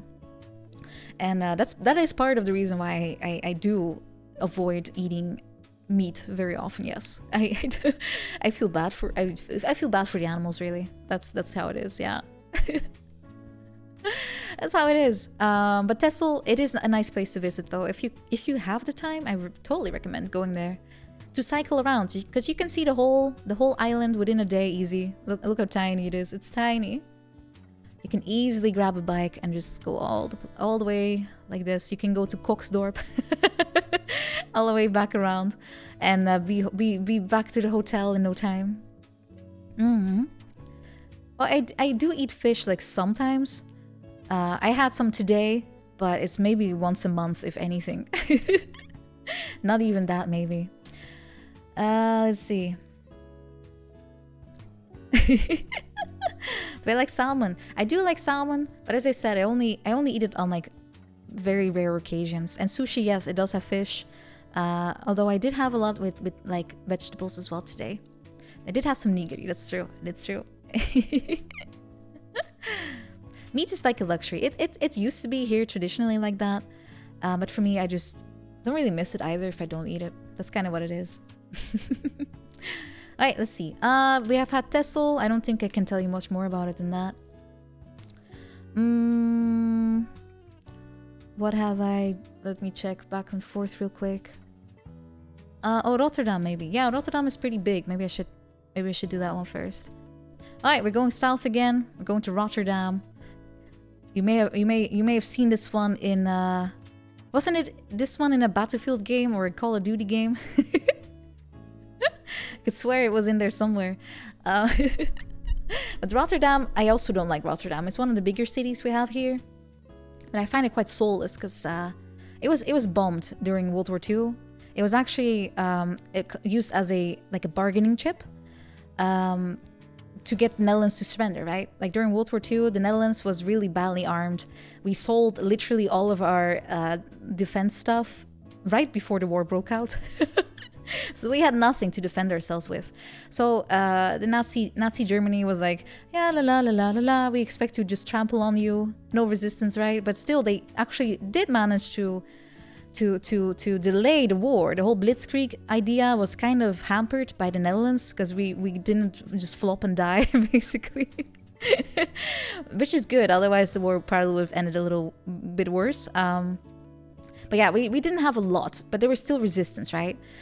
So Germany, in an attempt to just get it over with, to get us out of the way, they bombed the shit out of Rotterdam. And that's why you will not see many historical sites there anymore.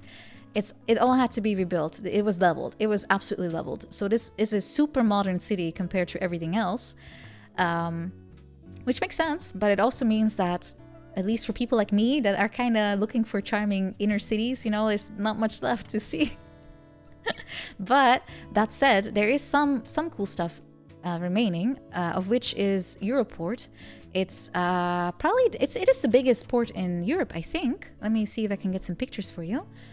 It's absolutely huge because it spans all the way from here to here. This whole thing is all industrial area. It's all part of Europort.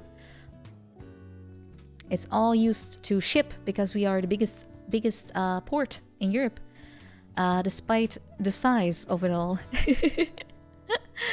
Which is pretty cool, I think, but it has a really weird contrast between here you have natural reserves, and then here there's just industry. There's only factories and turbines going on. That's all you will see here.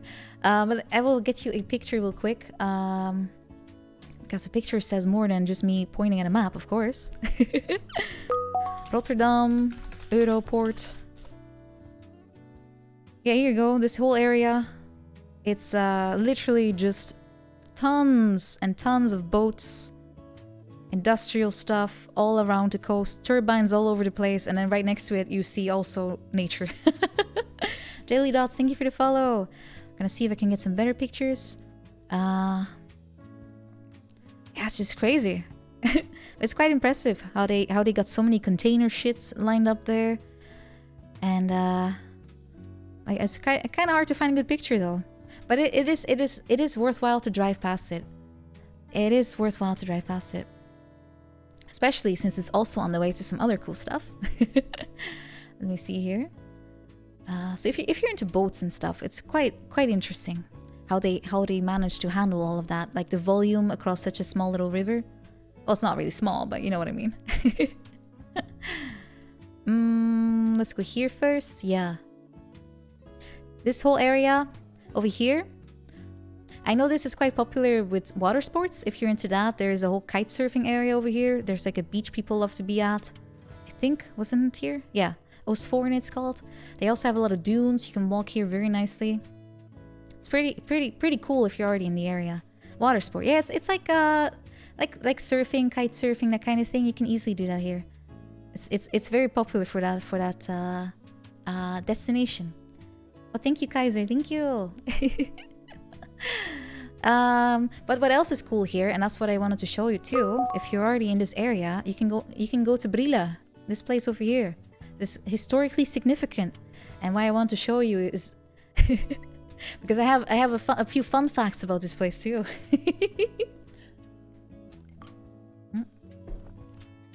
I have a few fun facts. You can already see the shape of it. You can already see this looks, yeah, it's been heavily fortified for a very good reason. The reason why is because this was a place where a lot of fights broke out. I'm not sure if anyone's familiar with the 80-year war. It's a very common historical fact here. It left a big mark on Dutch history. You might know it, for example, from Civilization. Because our little revolt leader was in there. He was William of Orange. Probably rings a bell. I assume. It's a very it's a bit underrated in the sense that they don't really tell you much about it. At least in my school, they always kind of glossed over all that stuff and they went straight to World War II every time. So a lot of things I didn't learn until much later, which is it's kind of a shame, to be honest. because it's historically, this place is super significant, right? So if you go here, you'll see a ton of stuff relating to the 80 Years' War. And let me give you a quick recap what it is about. 80-Year War is the time period where the Netherlands was fighting Spain. Because the way the Netherlands used to be at the time, this was before it was a republic, which is the time era most people know about when it comes to Netherlands. It's the whole VOC thing, you know? But this was the time before that. So we didn't have a country, we just had a bunch of separate not kingdoms, what do you call them? Vorstendom. Like nobles rule over certain little parts of land, right? Principality, I think that's the word. So you had like counts, you had dukes, that kind of thing. But you had, of course, also like some kind of territorial lord, I think was the phrase in English. The emperor of the Holy Roman Empire, in fact, I believe. I'm a little rusty on my knowledge, though, but I think it was him. Because at that time, a lot of those, the countries we have today, they were split up in a lot of smaller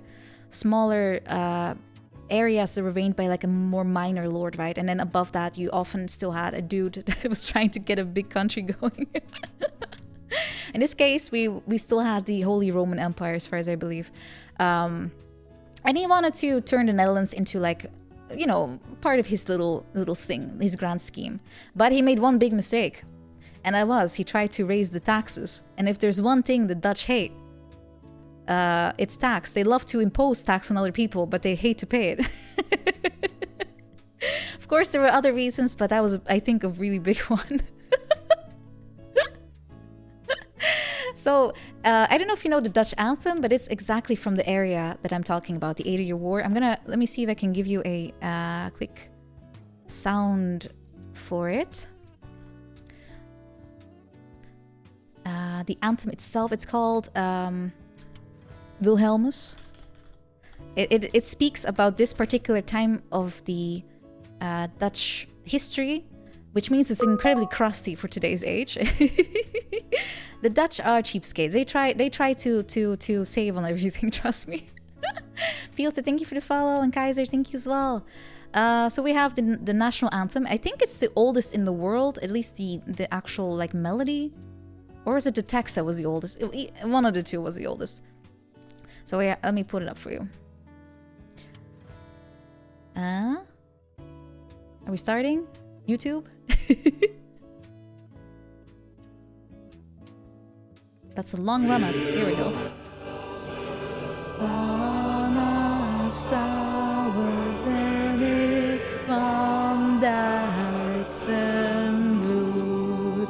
So William of Orange, am I of German blood? Landgetrouwe blijf ik tot in... Oh. Hey, this is a different one. This is a different one than I know. What is this? Did you change the lyrics? Yes, they did. You can't change the anthem lyrics. What is this? Get out, YouTube.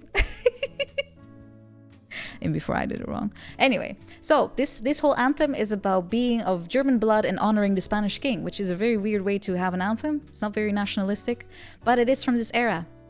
Because I think they tried to say that they didn't take it personally for the Spanish king, but they still hated him anyway. It was something like that. But Bril is historically significant, this place you see here, for one reason, and it's became kind of like the turning point in the war. Because before that, the revolt leader, William of Orange, he had some trouble getting people on his side. But by the time the fight kind of came onto this spot, people actually started to support him. So William of Orange, he's actually the ancestor. He was the ancestor to our current monarchy. So he's a very important guy. He's kind of like the father of the fatherland, as you may say. And if you've played Civ, you know what he looks like. Let's see if I can find a nice picture of him. He's in 5, right? I believe he's in 5. At least that's the one I remember him in. He's the guy wearing the pantaloons. Where are your little breeches, William? Show me your orange stockings. Here he is. Look at that beautiful man. William of Orange. Here he is in full glory. They actually have a pretty good TLDR on him over here.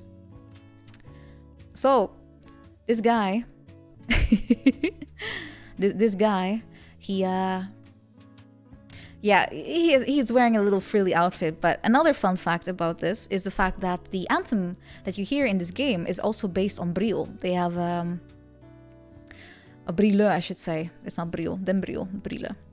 It's a song that is based on one of the like nationalistic songs from that era. So the dun dun dun dun dun dun dun dun dun dun dun dun dun dun, that one is based on a existing song. I can show you, or at least let you listen to it for a moment, because I thought it was a pretty fun fact. I discovered that while playing the game. I always Google things about games, like, oh, is there any trivia I want to hear? And this was one of them that I found. Yeah, he has pretty well developed calves. I agree with you. What was this song called? In Naam van Oranje, I think. So you have if you piss him off, if you piss off William, you hear this, right?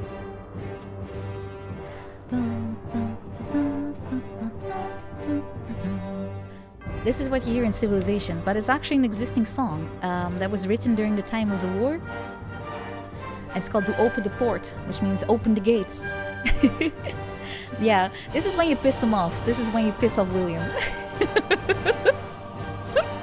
I think it's quite badass, really.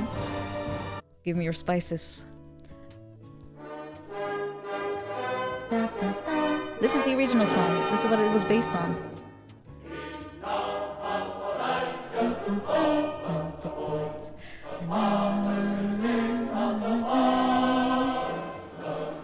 That's the original song. I think it's quite a funny trivia thing. Point of view, the Dutch want your spices. Exactly. So that's Brille. Brille, very important historical space. It's very unknown with the tourists, as far as I know, like the foreign ones. It's very popular among the Dutch, though, because it's very pretty. It's extremely pretty. So let me also show you some city pictures. Because that's what helps the most, of course, with figuring out what things look like. Let's see here. Brille.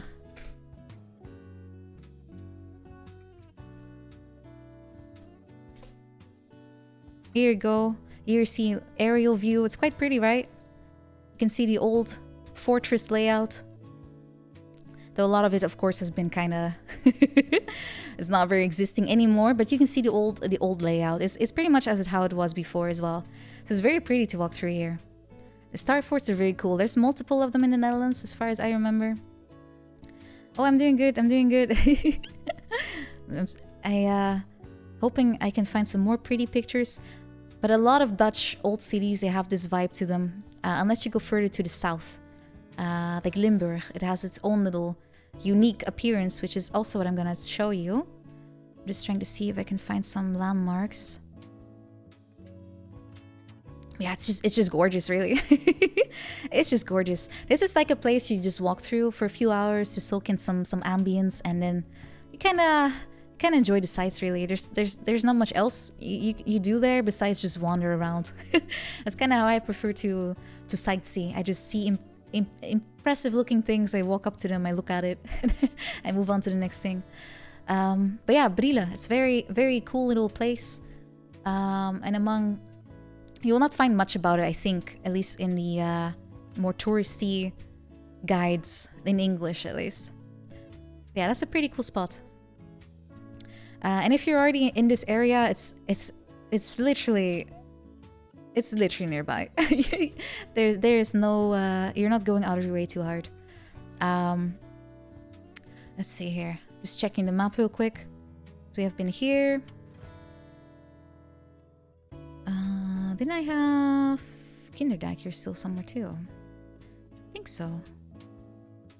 Oh, here it is.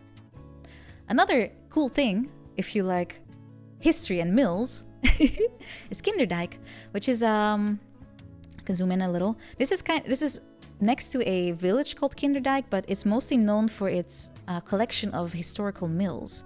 And I'm gonna show you a picture so you have a bit of a view of that. Mills, yes. Kinderdijk. I'm not sure why it's called that. It's not the story about the kid putting a thumb in the dike, right? Like the leaking one. I'm not sure if that's from the same story. It's not a real one either. It's a legend. Yeah, it's called Kinderdijk. Well, oh, here we go. Here you can see poldering in action, because that's what this was for. That's what this was actually all for. Big picture here. Kinderdijk. Ooh! Let me make this a bit smaller. You can walk all the way here. You can walk literally anywhere you want. It's not a museum. It's just a... Actually, it is a museum. But I'm not sure if it's like one that's walled off or something. I don't think it was, but I'm not sure. I have not been there for a very long time. Because what I remember about it is the way that they were explaining on the significance of it.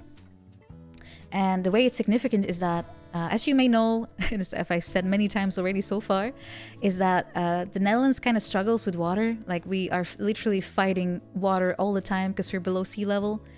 And yeah, we deal with a lot of water every day. So water management is like the most important thing we have going here.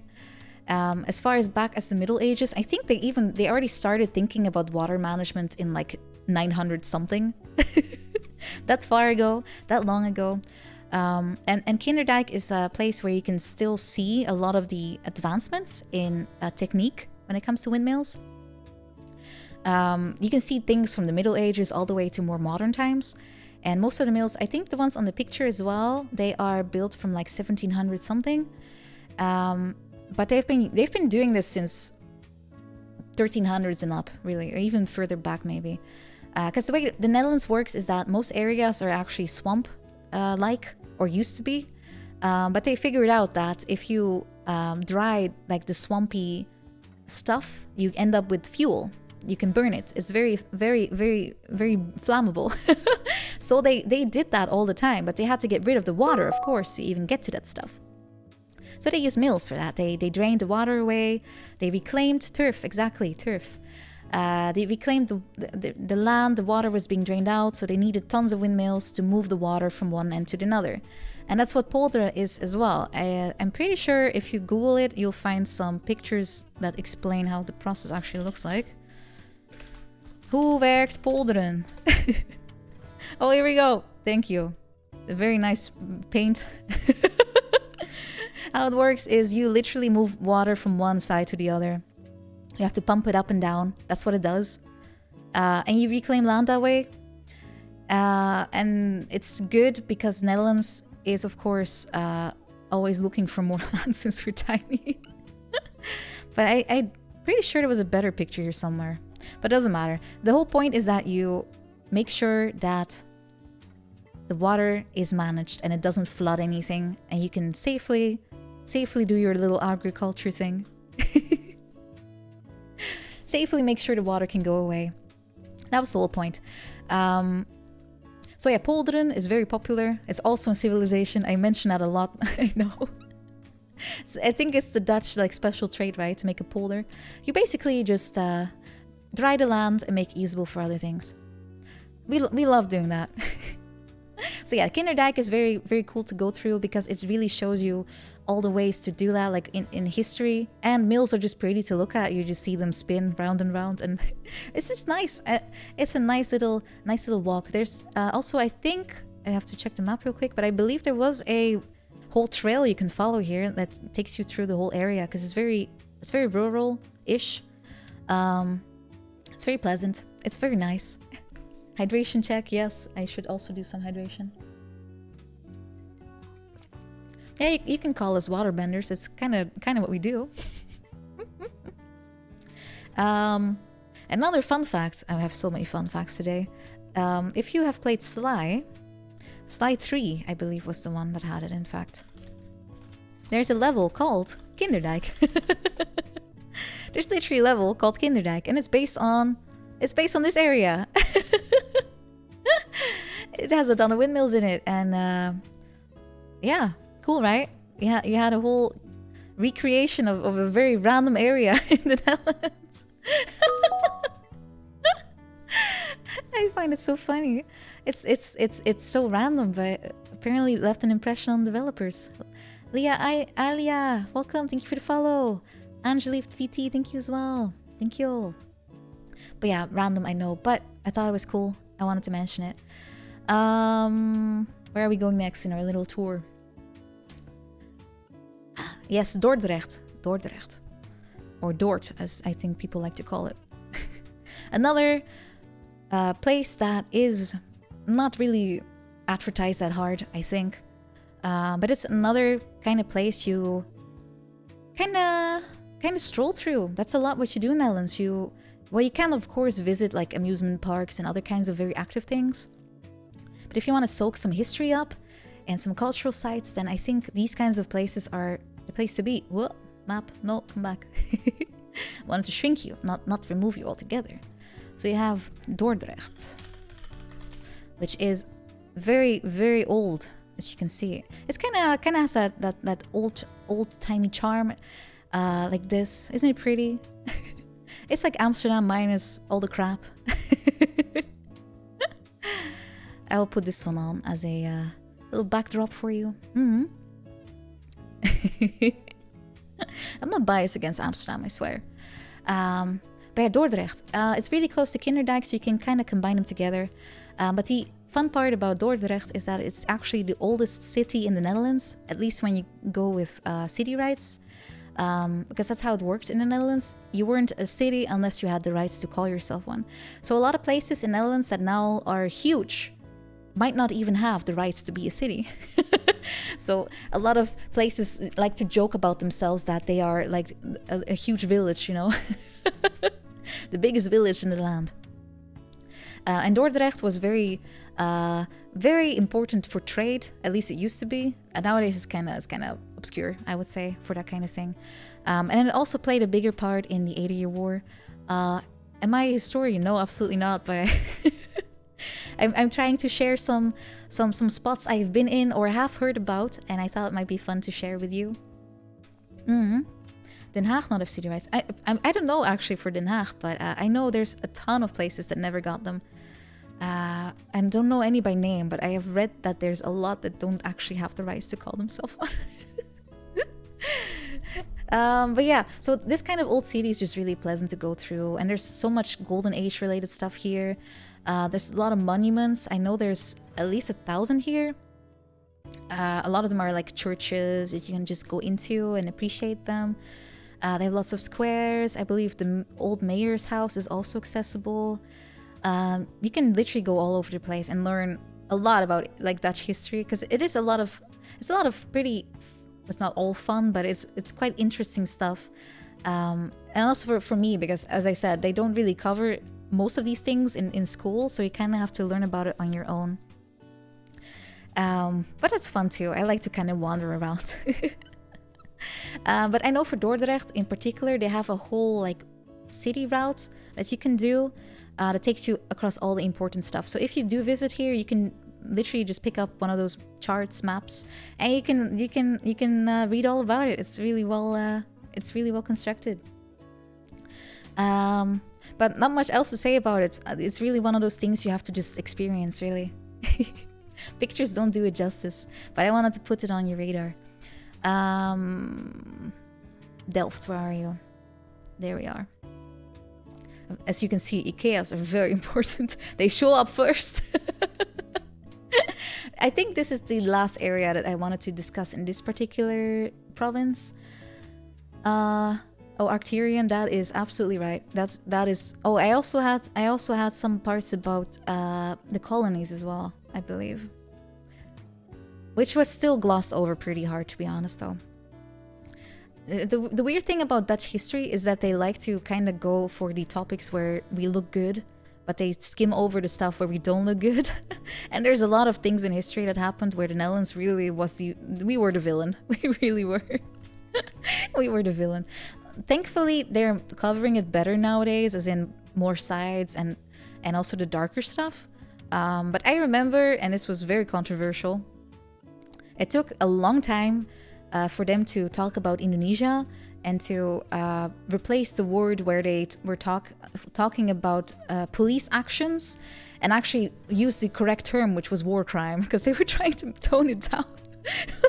They were censoring the terribleness of it all. They tried to downplay it a little, and it took a whole campaign to even get rid of that stuff. It's just crazy.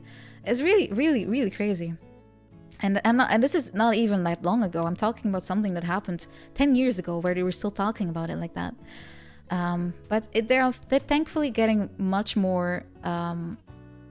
They're getting better at it to actually discuss things as they are rather than what they wanted it to be. And yeah, I think most countries have stuff on their record. No country has a clean slate. And that's perfectly understandable, because history can be nasty.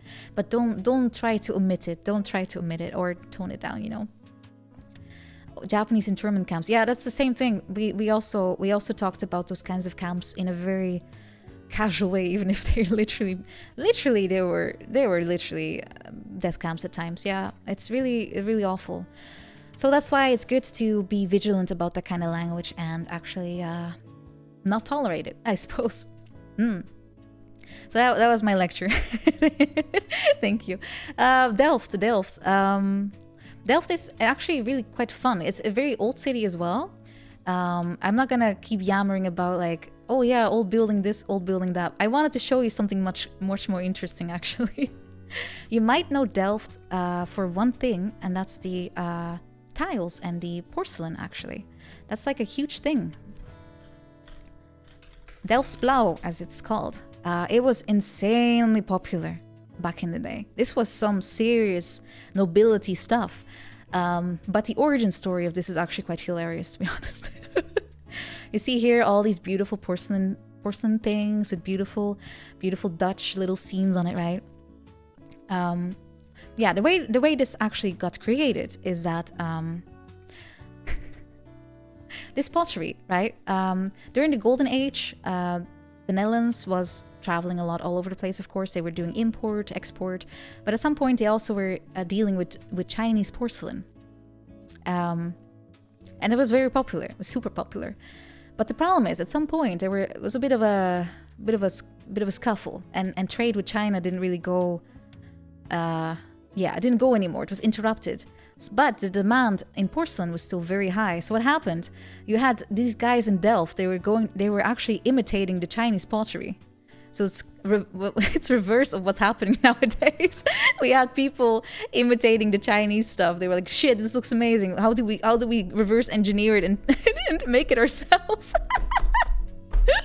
So when they started doing that, you still had the very Eastern-looking influences in the pottery, but at some point they started adding more Dutch influence to it. So you started to get things like windmills, as you can see here, birds. But they freaking love windmills. Look at this shit.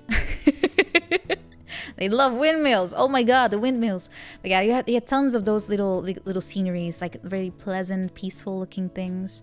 And it was super popular. Delft's Blauw. But they didn't stop with that. They also started making tiles. And usually these plates you hang on the wall, but at some point they started to go with tiles, these kinds of things, to also hang on the wall. But nowadays, these porcelain things, the Delft's Blauw is not as popular anymore as it used to be. We have instead found a new joy that has to do with these.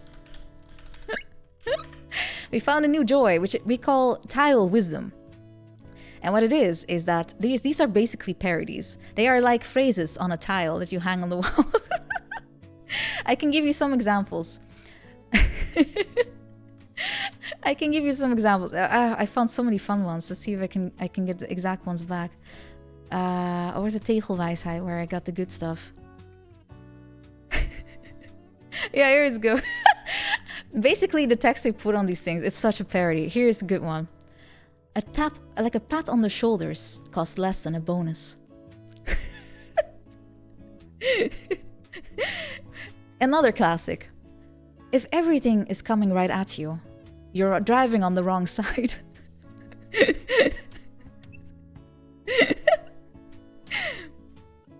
They can also be super corny, like this one.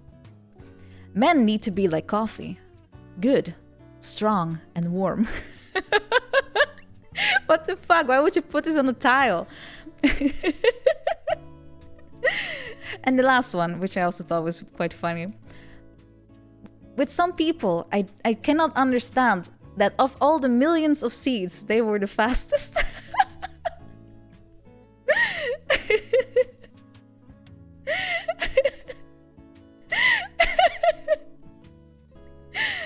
There's so many of these, but this is literally a Dutch meme, I think, at this point. This is a Dutch meme. We call it tile wisdom. You just put a stupid phrase on a tile and you hang it on the wall.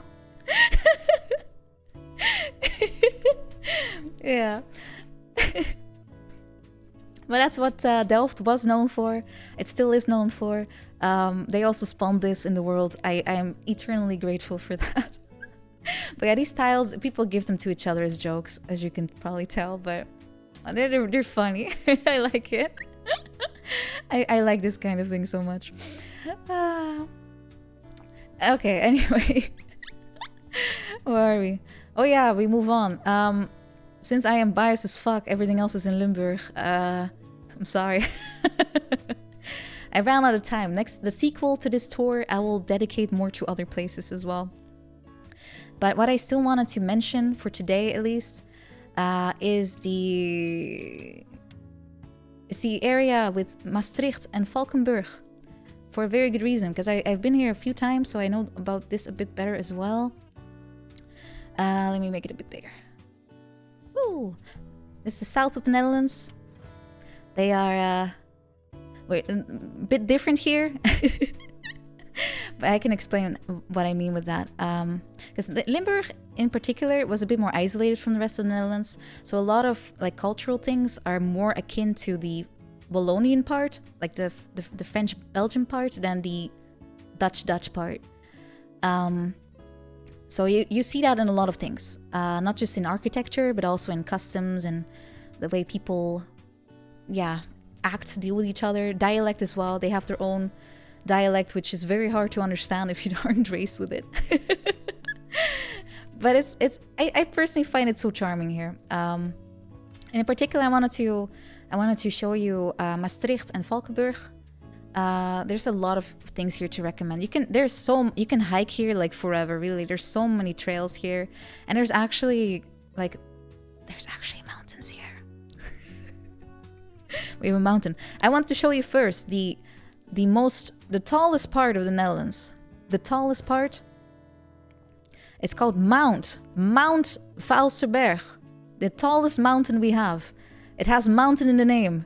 The tallest mountain we have here, guys. How tall was it? 300 meters, I think.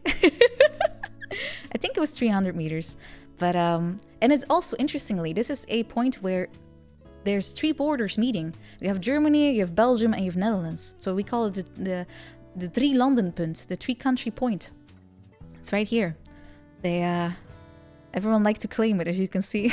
You can see the borders written here.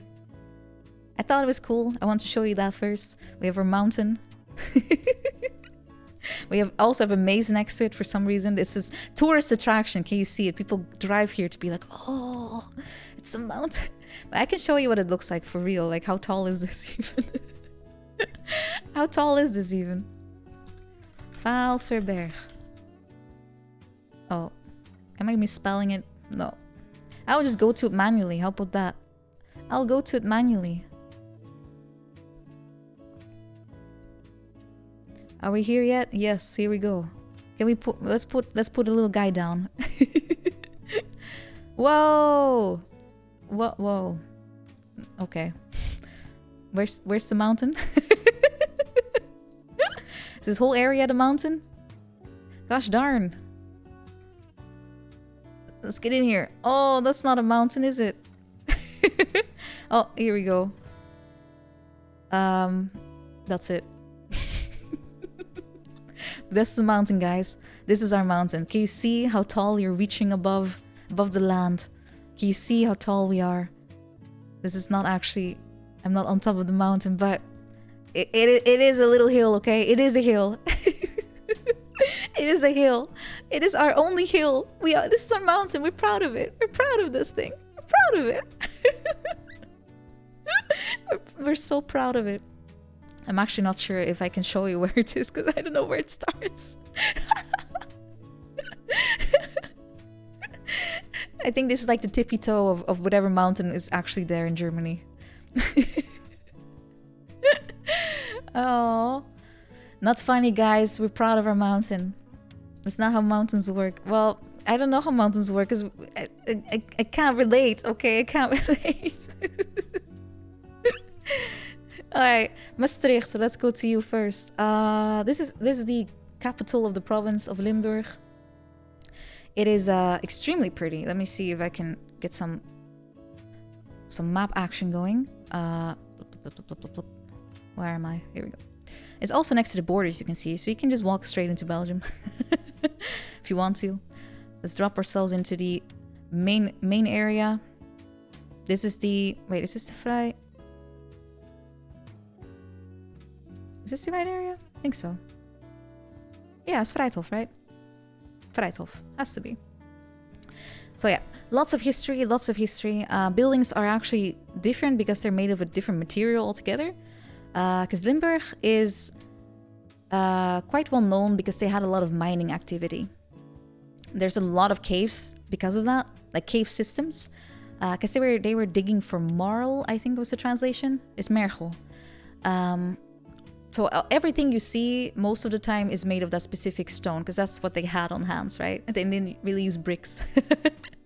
But the charm of Maastricht is that you can walk here for hours. It's so beautiful. It's so incredibly beautiful. Most of the main attractions are all in the city center, really, like this part. You have the church here, which is quite a big site. I think it's this one. Oh, hello. Yeah, Basiliek van Onze Lieve Vrouwen. That's a very, very well-known church. In Netherlands, you can just walk into most churches. They're always open. It's a very big exception that they're not, actually. It's because they want to be accessible, right? I know in a lot of countries they have to close it because of theft and such. But it's not usually a problem here, as far as I know. at least the church in my place is always open. But there's also a pretty cool spot here that I wanted to show real quick. But I might have to Google it instead. I will Google it because I'm not sure if I will get a good hit on the map itself. Let's see. What was it called again?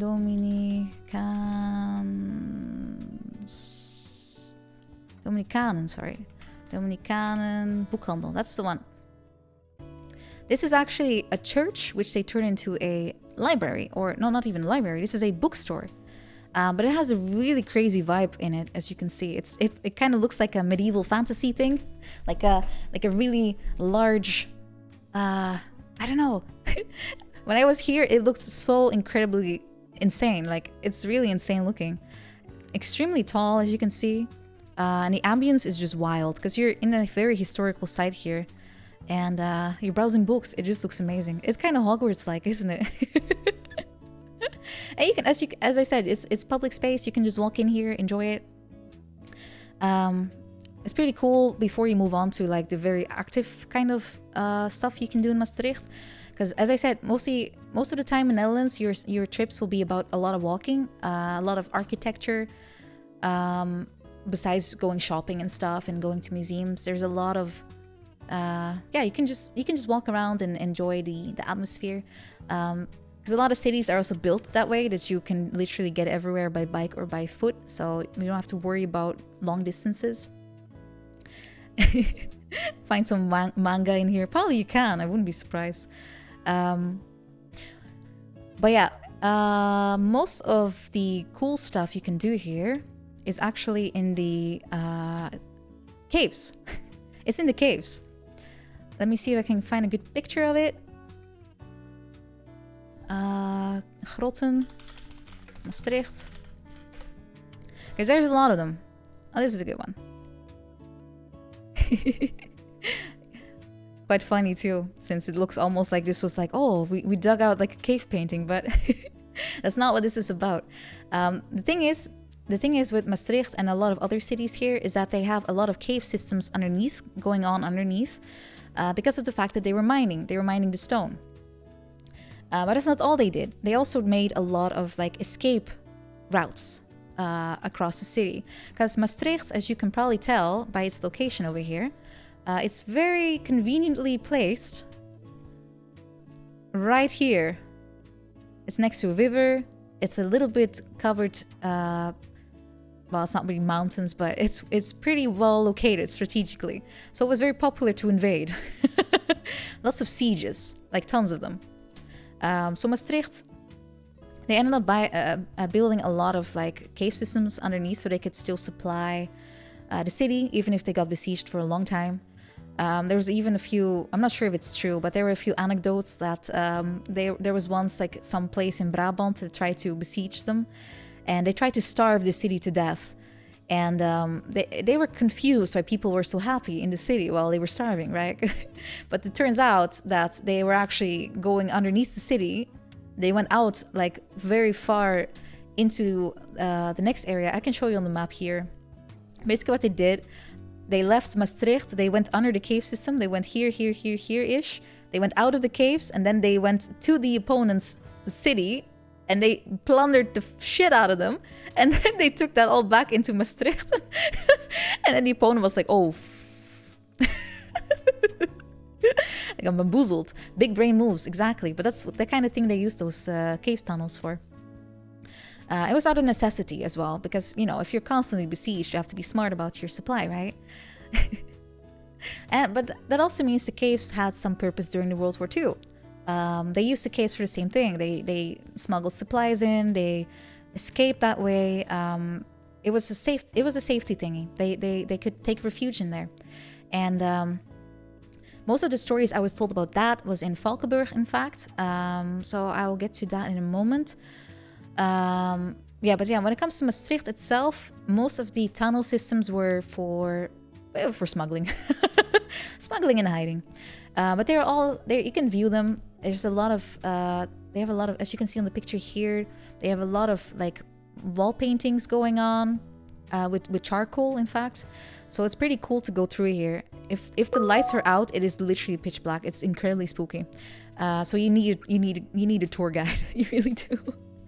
Trentas, thank you for the follow. Yeah, we are also earthbenders. But it's also cool with Christmas. They actually have a Christmas theme going on in these caves. It's quite fun. So instead of a Christmas market above ground, you can do it underground. Which is, I think, is quite cool. It's a full, at least in these caves in Maastricht here, you have tons of paintings going on, like wall paintings. It's amazing. I love it. But most of the caves I've been to were actually in Valkenburg, which is right next to it. I can show you on the map. Let me make it a little bigger again. Whee! Here we go. Valkenburg is a little smaller than Maastricht. I find it actually equally as charming, though. It's it's a really cute looking place. I can also get some pictures going, because I think I didn't even show Maastricht that well. Oh yeah, I'm not sure if most of you heard about this, but Netherlands had a bit of a flooding not that long ago, and Maastricht and Valkenburg were pretty heavily affected. So these pictures are from before the flood. I think they're working on the repairs right now. I'm pretty sure they let tourists in again at this point, but there was quite a bit of damage going on. Yeah. So Valkenburg, they have a castle ruin, as you can see. Oh. Let me make this smaller again. They have Castle Ruin, pretty cool to see. Limburg is actually full of castles. It's literally castles everywhere. Not all of them are in good shape, but you can visit them. Here you can see there's actually some elevation going on.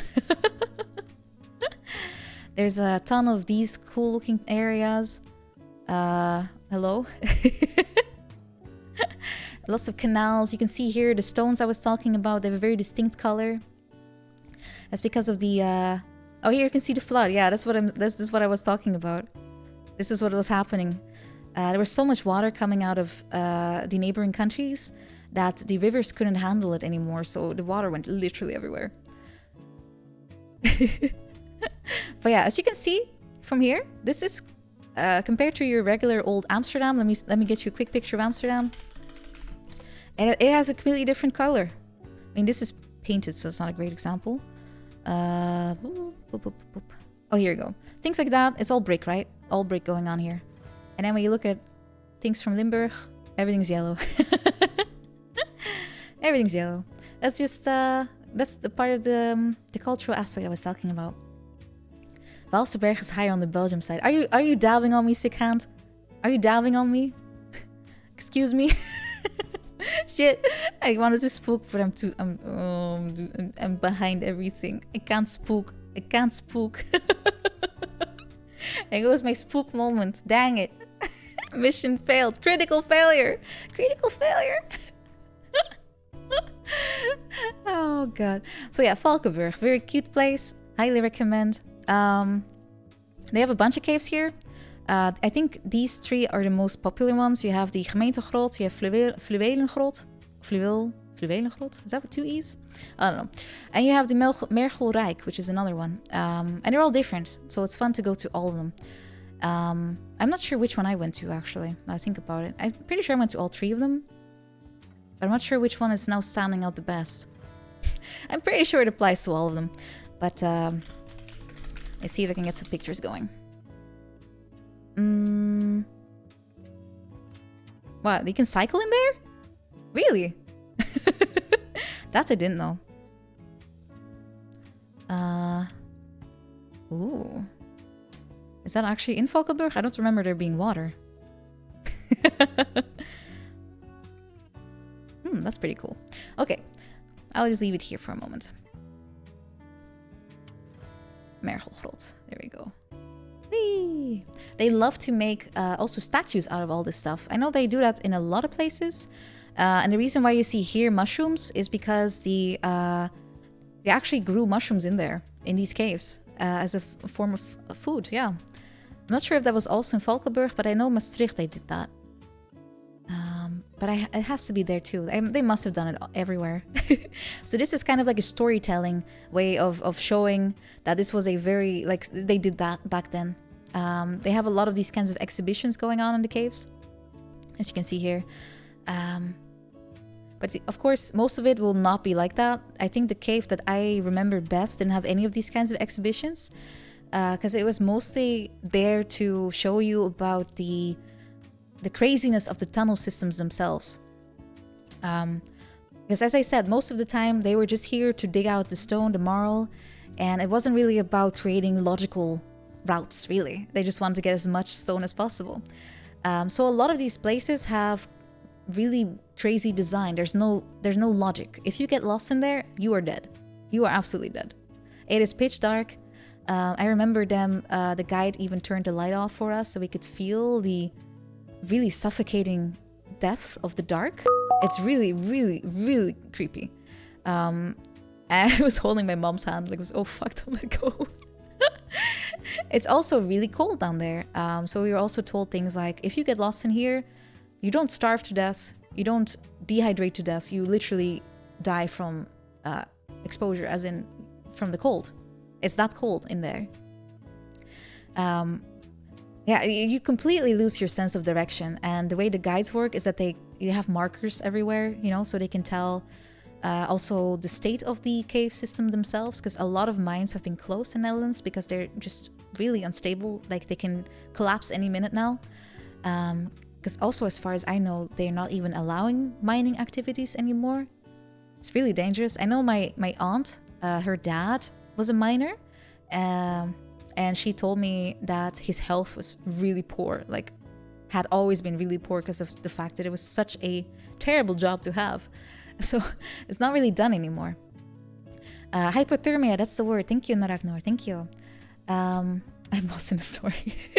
Nevgear, thank you for subscribing. Sorry. Yeah, I got a little lost in the story. But yeah, those caves are really spooky. But they were also quite needed because those caves gave a bit of safety in case things happened. I know they were used as bomb shelters as well during the war. I'm not sure how safe that was, but people probably were desperate, right? Yeah, there's a lot of A lot of crazy stories about those caves. Like I remember the guide tried to trick us.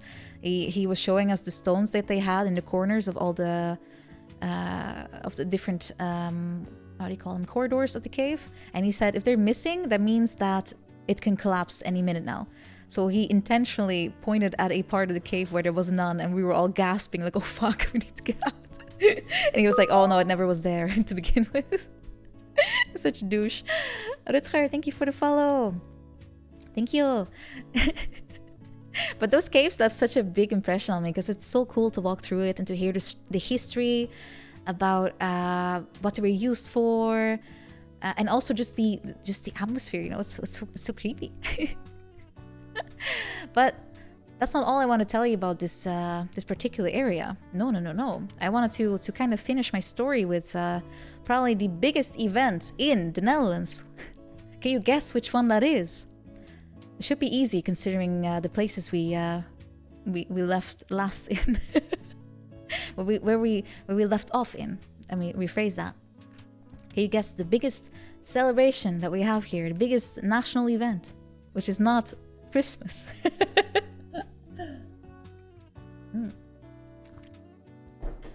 Keep guessing. My birthday. Aww. It's not Sinterklaas. It's a good one though.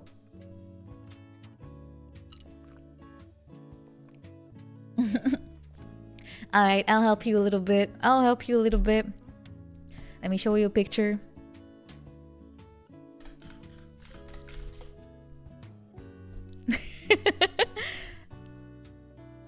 It does use paint, but not the one you thought. Carnival! Woo! This is like the biggest event in Limburg and Brabant. Carnival! Woo! Reason why I want to tell you about this, it's this thing is huge. This is huge in Netherlands. This is like, well, mostly in the south. It's huge. It's like something people live towards months in advance.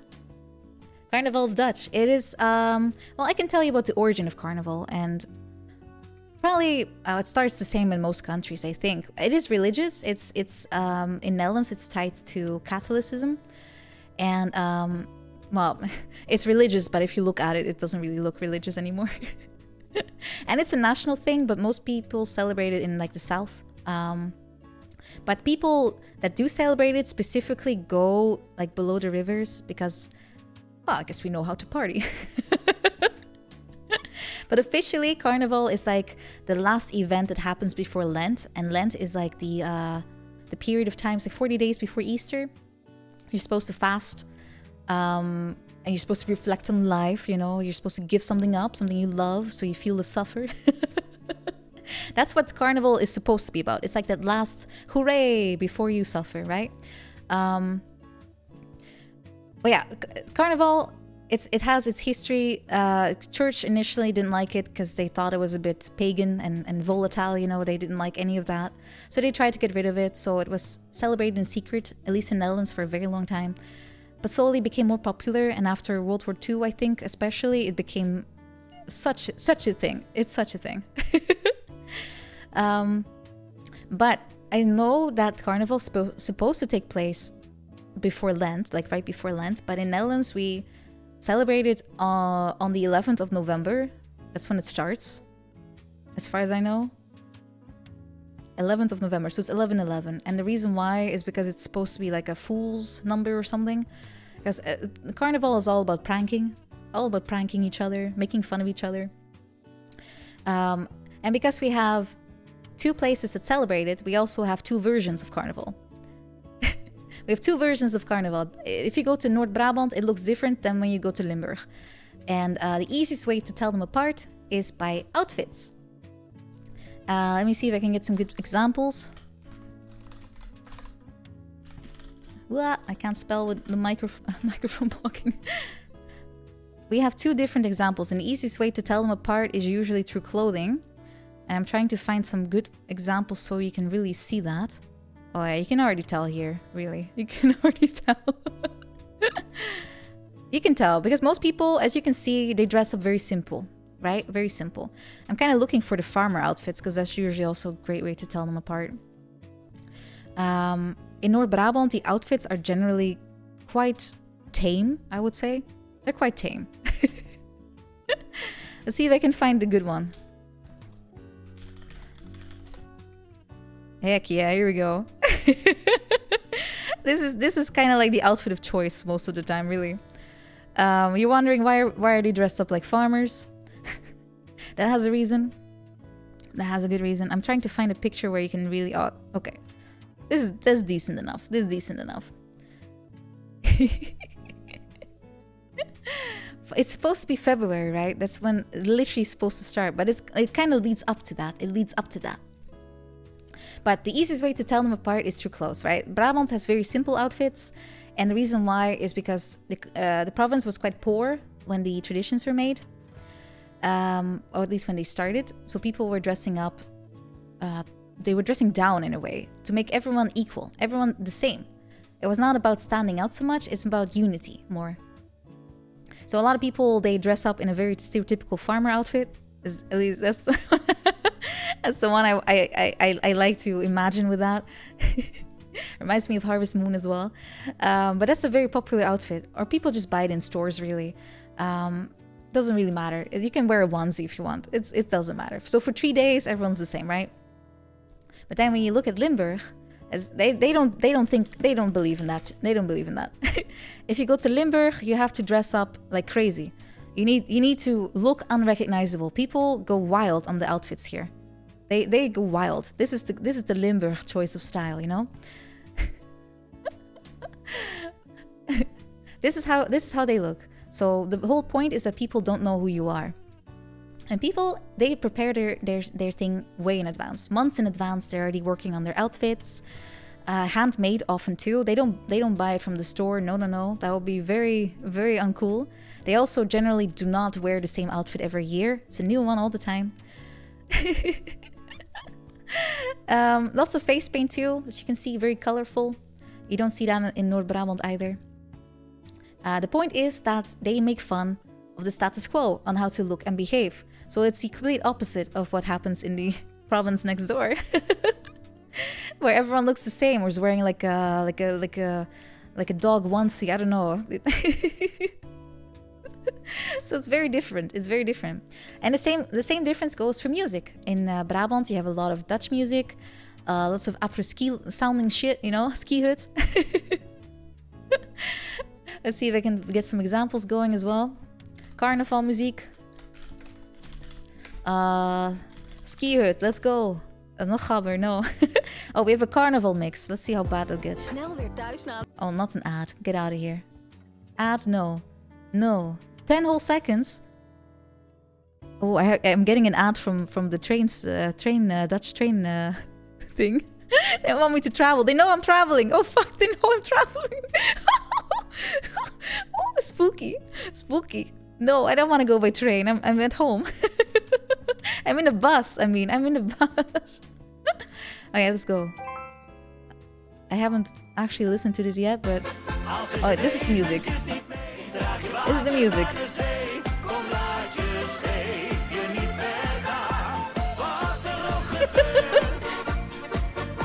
You already hate it?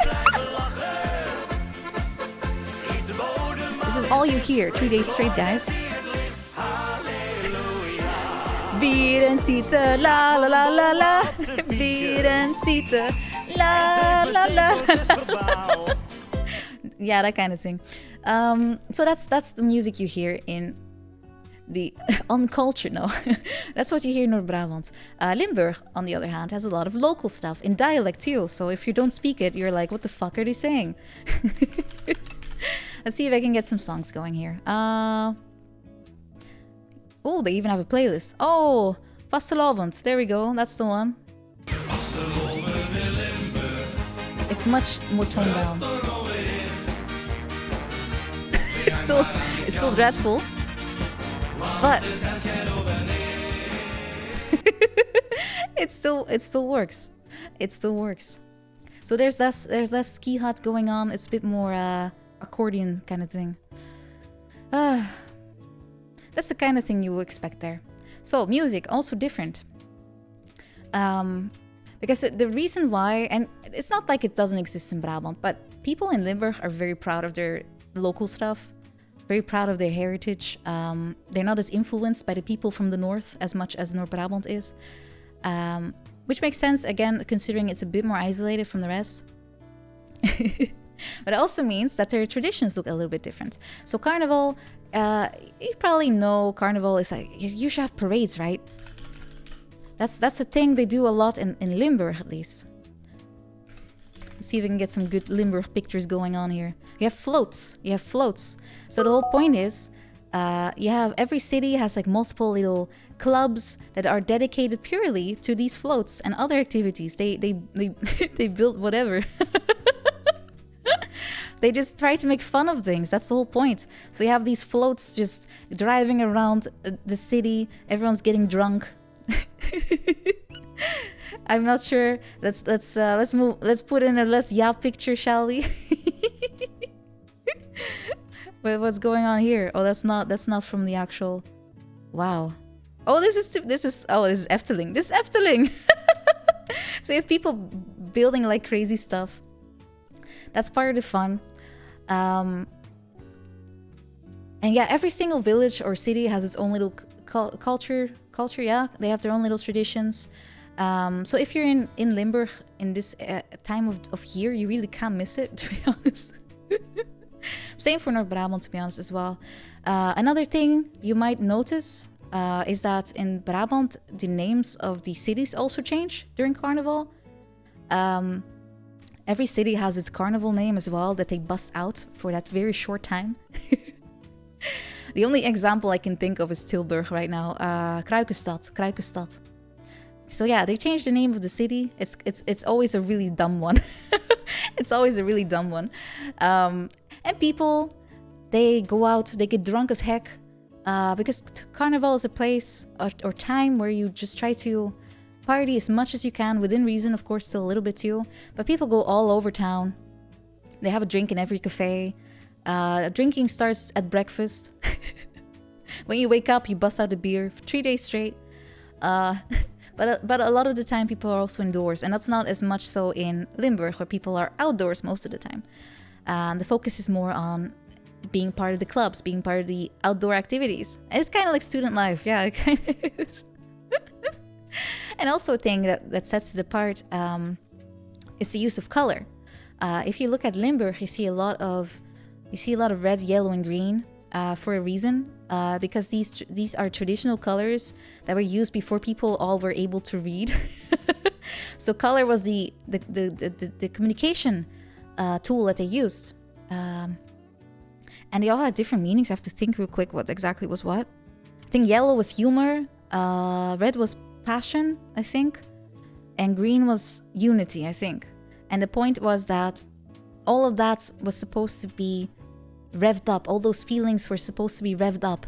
And the only way to do that in the old days when people couldn't read was to just use color. So it was kind of like a communication tool. But one important thing I should mention, there was no blue anywhere, because blue is a religious color. It's a sacred color, and it shouldn't be associated with all the crazy stuff Carnival has. So during Carnival, you will not see blue anywhere, at least not in like official communication stuff, for that reason. But after Carnival's over, you'll see it everywhere, because then it's Lent. That's how it goes. So people kind of build up towards the Carnival time, and once it's time, like the actual Carnival starts, people go crazy for a few days, and then things return to normal. That's the experience you get. So I thought that might be fun to know. So if you go to Netherlands, you might want to kind of plan it around Carnival, which is February this year, next year, right? It's February something, 2020 something. I think so. I'm not sure. I have to check the calendar. But yeah, Carnival is a huge thing. I've only been to one, I think, and I was so confused. I was so confused. And looking at my map real quick, did I go through everything for today? At least for... Woo! That's a big one. I think I did. I had to delete a lot of stuff because I wasn't sure I'd be making it in The amount of hours I had. Yes, I am through my content. Oh no, already. Guys, that means you can go outside. Holy shit, we can go out of the bus. You can stretch your legs, everyone. You can stretch your legs. Whoa! Whoa! Stretch your legs. We're outside again. You can pee, finally. Your legs are asleep. Oh, I'm so sorry. I'm so sorry. Redeem stretch, everyone. Give yourself a stretch. Give yourself a stretch. I'll also give you a stretch, guys. Stretch.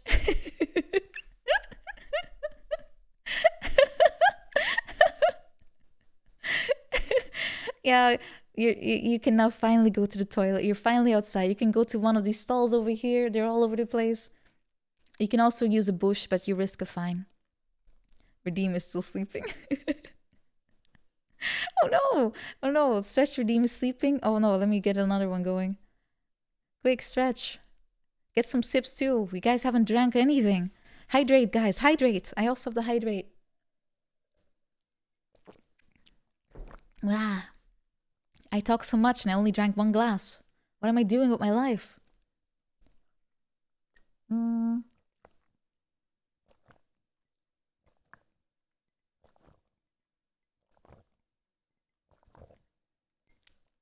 Yeah, Usuro, I also remember just now I was supposed to let you off the bus after Koksdorp. Unfortunately, I forgot about it. I'd be a terrible tour guide. Miss Nina, can I go off the bus? Can you stop, please? I want to go to the toilet. Stay on the bus. We're not done yet. No one gets out while I'm still talking. Lunch. Oh, it was a bring your own lunch event, I'm afraid.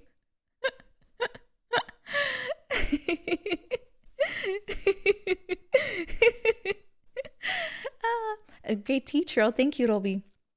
I actually wanted to be a teacher. I actually wanted to be a teacher. But the thing is, my sister-in-law is a teacher. And she told me that while being a teacher is great, like the job itself, like the things you do are great, everything around it is not great. You don't earn anything. The pressure of work is insane. Parents constantly undermine you. It's really terrible. A lot of her co-workers burn out all the time. A lot of people in general in teaching, they can't handle the amount of pressure. So she basically told me, don't do it. I always had interest in doing that though, becoming a teacher, elementary school in particular though. But I decided against it based on the stories I heard. That's why I decided, because I liked so much. I had some go to how do you call it, go to work, go with someone to work kind of day. That's very popular in Netherlands to do that in high school as well. You go to a workplace, you see how people like do their job, and it helps you determine what kind of direction you want to go with your studies. So for me, I went to the elementary school. I was in charge of groep 3. What's that in English? Like it's the year where they start to learn how to read and write. And I had so much fun. It was really nice and I enjoyed it a lot. But then I kept thinking like, okay, well, do I see myself doing this like for years, based on all the work pressure as well? If the job itself is fun, it doesn't, I'm not sure if everything around it will still keep it fun. So that's why I decided to go into design. Middle school? No, we don't. We have elementary school and we have high school. There's no middle school. In fact, elementary school is called basic school here. So we have basic and oh wait, no, I'm even translating it wrong. We have basic school and we have middle school. That's the ones. And high school is university. Or college, I guess. University has its own name. Hogeschool is not high school here. That's actually already bachelor degree. I'm explaining it wrong. So yeah, we have basic school, middle school, and high school is actually college. Elementary school, fancy way of saying basic. It could very well be, but we call basisschool. That's why I said basic school. Parents teach kids how to read in Malta. Ah, that's really not happening here.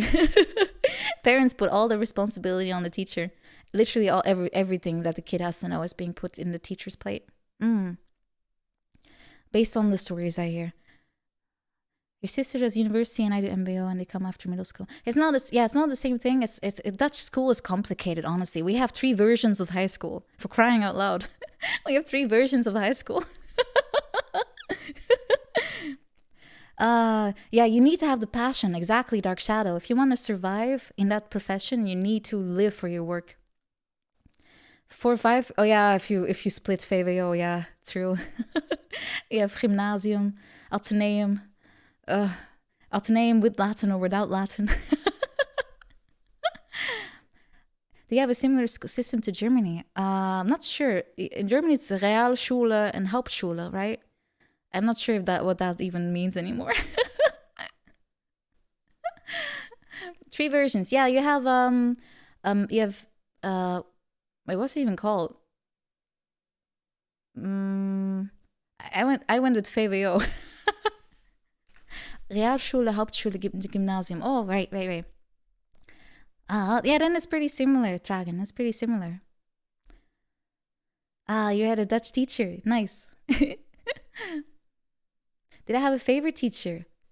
Of course. I always liked the more chill teachers, like the ones that just treated you not like a kid, you know? I had the coolest Dutch teacher.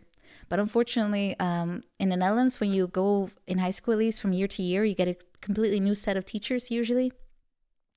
And unfortunately, at some point, I had my cool Dutch teacher was swapped out, and I got some really, really angry old hag who got very annoyed with me and my shitty interpretation of all the poetry we had to read. So yeah, that killed my interest in Dutch language too. Getting a new teacher sucks. Yeah, especially if they are really stupid. Oh God, I still remember the lady. She looked like a typical, what you would call a Karen nowadays, you know, like very short, spicy hair, very, very, like a very, very tense expression on her face all the time. I don't know. History teachers, yeah, mine were always very cool too. They loved storytelling, and it's really showed in their way of telling you history. Like they weren't just going like, in the year 1815, I think, Napoleon got fucking destroyed in the war. I don't know. They usually told like really, really gripping stories, and I loved listening to those. That was my favorite part of class, like just the storytelling.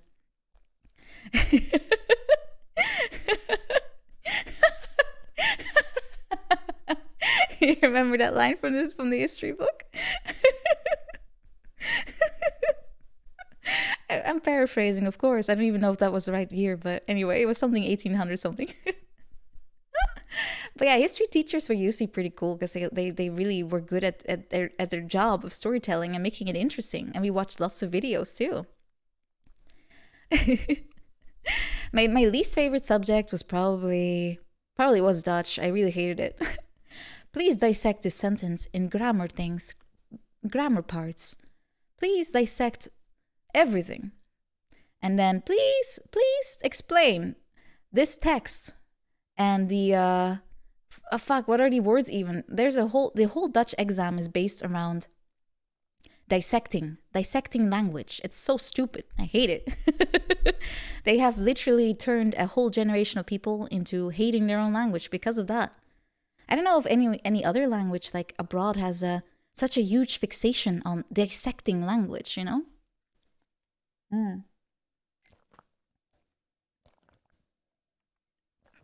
Lessons on citizenship. Are you talking about maatschappijleer or? Oh, English is also like that? Okay, never mind.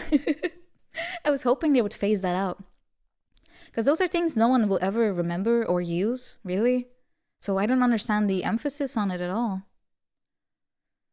I really don't understand why they keep focusing on that. If you want people to comprehend language, that's a different thing than knowing what is the verb or the voltooid deelwoord or whatever. Bivort. I don't know. I'm sorry about all the PTSD. I'm sorry.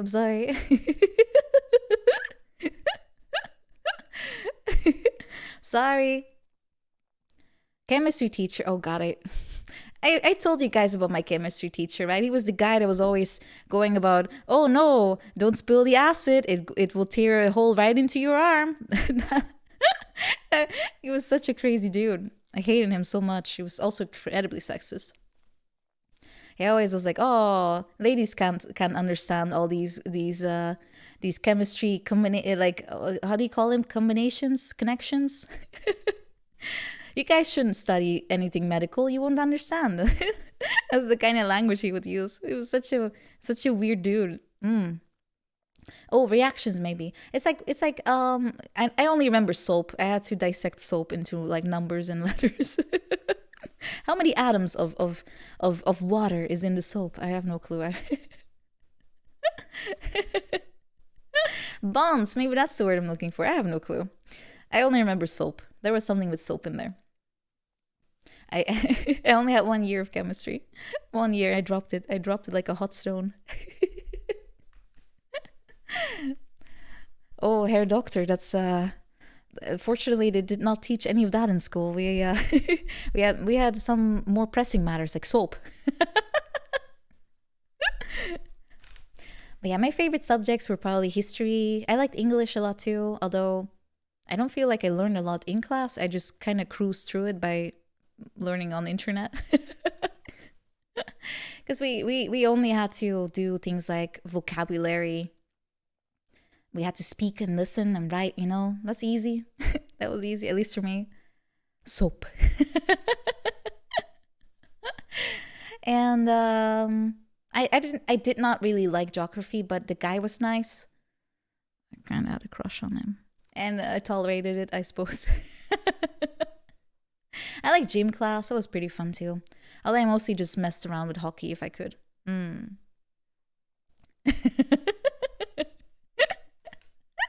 I don't know what that was. I'm sorry. Maatschappij leer I had. Yeah, I did. It was kind of boring. I have no interest in politics. It was kind of boring. Though I guess we did go to the parliament. That was okay. That was okay. On a scale of 1 to 10, how hot was he? Oh, he was pretty cute. It was pretty cute.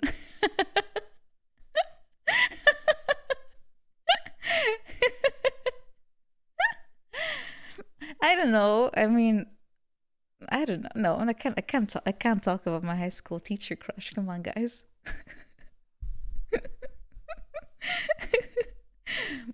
No. Teacher in chat. No. You'd be like, are you Nina from a third year? But we're not gonna talk about my geography teacher, okay? We're not gonna talk about my geography teacher. But yeah, high school was a thing. High school was a thing. I didn't really mind it. I kind of missed it when I finally graduated. Everyone else was super eager to finally move on, though. It just is the kind of feeling like you close a chapter, that kind of thing. Anyway, exactly. Pro tip: learn to read a map without labels. Nah, why would you? They're there for a reason.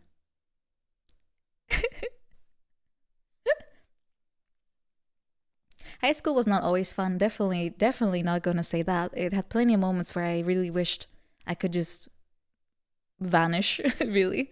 But it had its okay parts too. Yeah. I miss elementary school more. That was kind of fun. You just loafed around all day and drew some letters, and that was it. You can go out to play. But yeah, university was also pretty okay. At least I finally got to do something I actually enjoyed.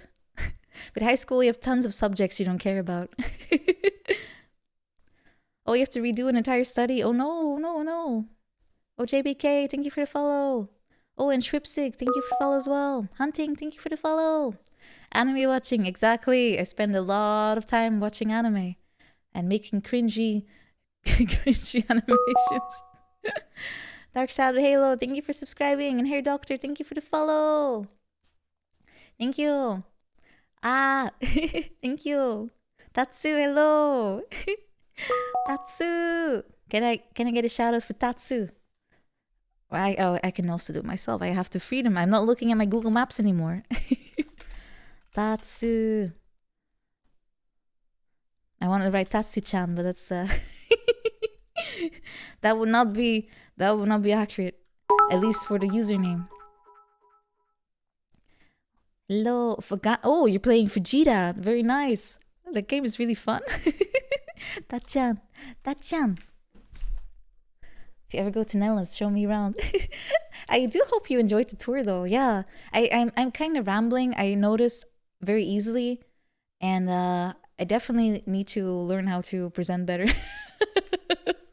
So I hope it was. I hope you could follow it in the first place. To be honest, I should have maybe took some more hours to prepare. I vastly underestimated how much work goes into something like this. Really, I did. I can make a sequel. Dutch tour, Electric Boogaloo too. We will cover some more obscure stuff. This was more mainstream, really. This was a bit more on the mainstream side. Glad you had fun. Kagarato, thank you for subscribing. Your streams have been so good. Oh, thank you. Appreciate. Thank you. Appreciate. I'm glad you enjoyed it. Enjoyed a little bit of Netherlands, which is I'm happy you're excited about the country. It's kind of nice to share a little bit about it. You know a lot of secret stuff the tourists don't know about Side Holland. Feel free to share the secrets. I can maybe share them as well with the stream later on. Dutch tour too, the Dutchening. Well, as long as there's no Dutch wife involved, right? What time? Thank you for the cheer. Thank you. Yeah, and if you guys enjoyed it, I'll work on a second, a sequel. It'll be fun.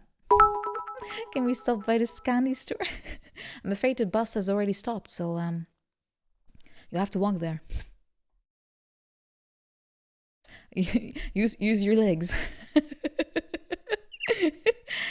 Nevgeard, thank you for the cheer, though. This is not where I live. I dropped you all off at my own house. Good luck. I'm the driver. I drive to my own house. What else do you expect? What do you expect?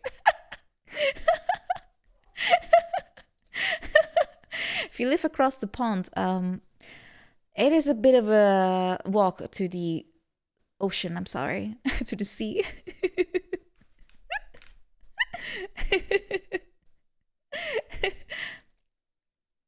Why is there a body of a delivery man here? Oh shit, did I not move him away? Shit, I forgot to. Oh, fuck, I forgot about him. Moe, kyu, vanishuru. Alright, problem solved.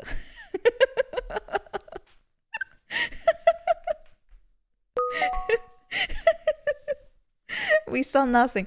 If you see anything, let me know. I'll put you on the bus and I'll drive you to a special place.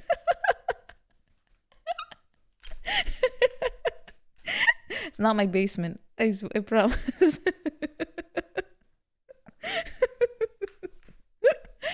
No more problem, right? Chat, no more problem, right?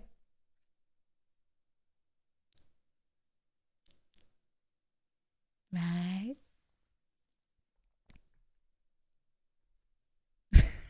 What problem? The IJsselmeer is nice to drown in this time of year.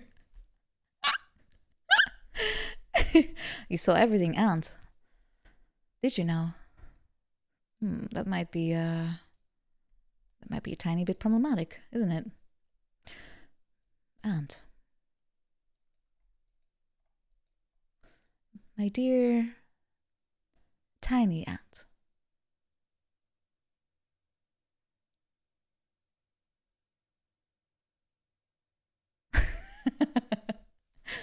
Nothing will happen. I'm just right. And there's no problem, right? You've uploaded the whole thing already. That's tiny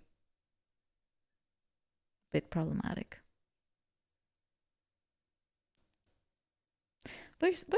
Oh, I forgot my knife. Dang it. Dang it. Thought I would need one today. No. This is not a very comfy end of tour, guys. What are you doing? What are you doing?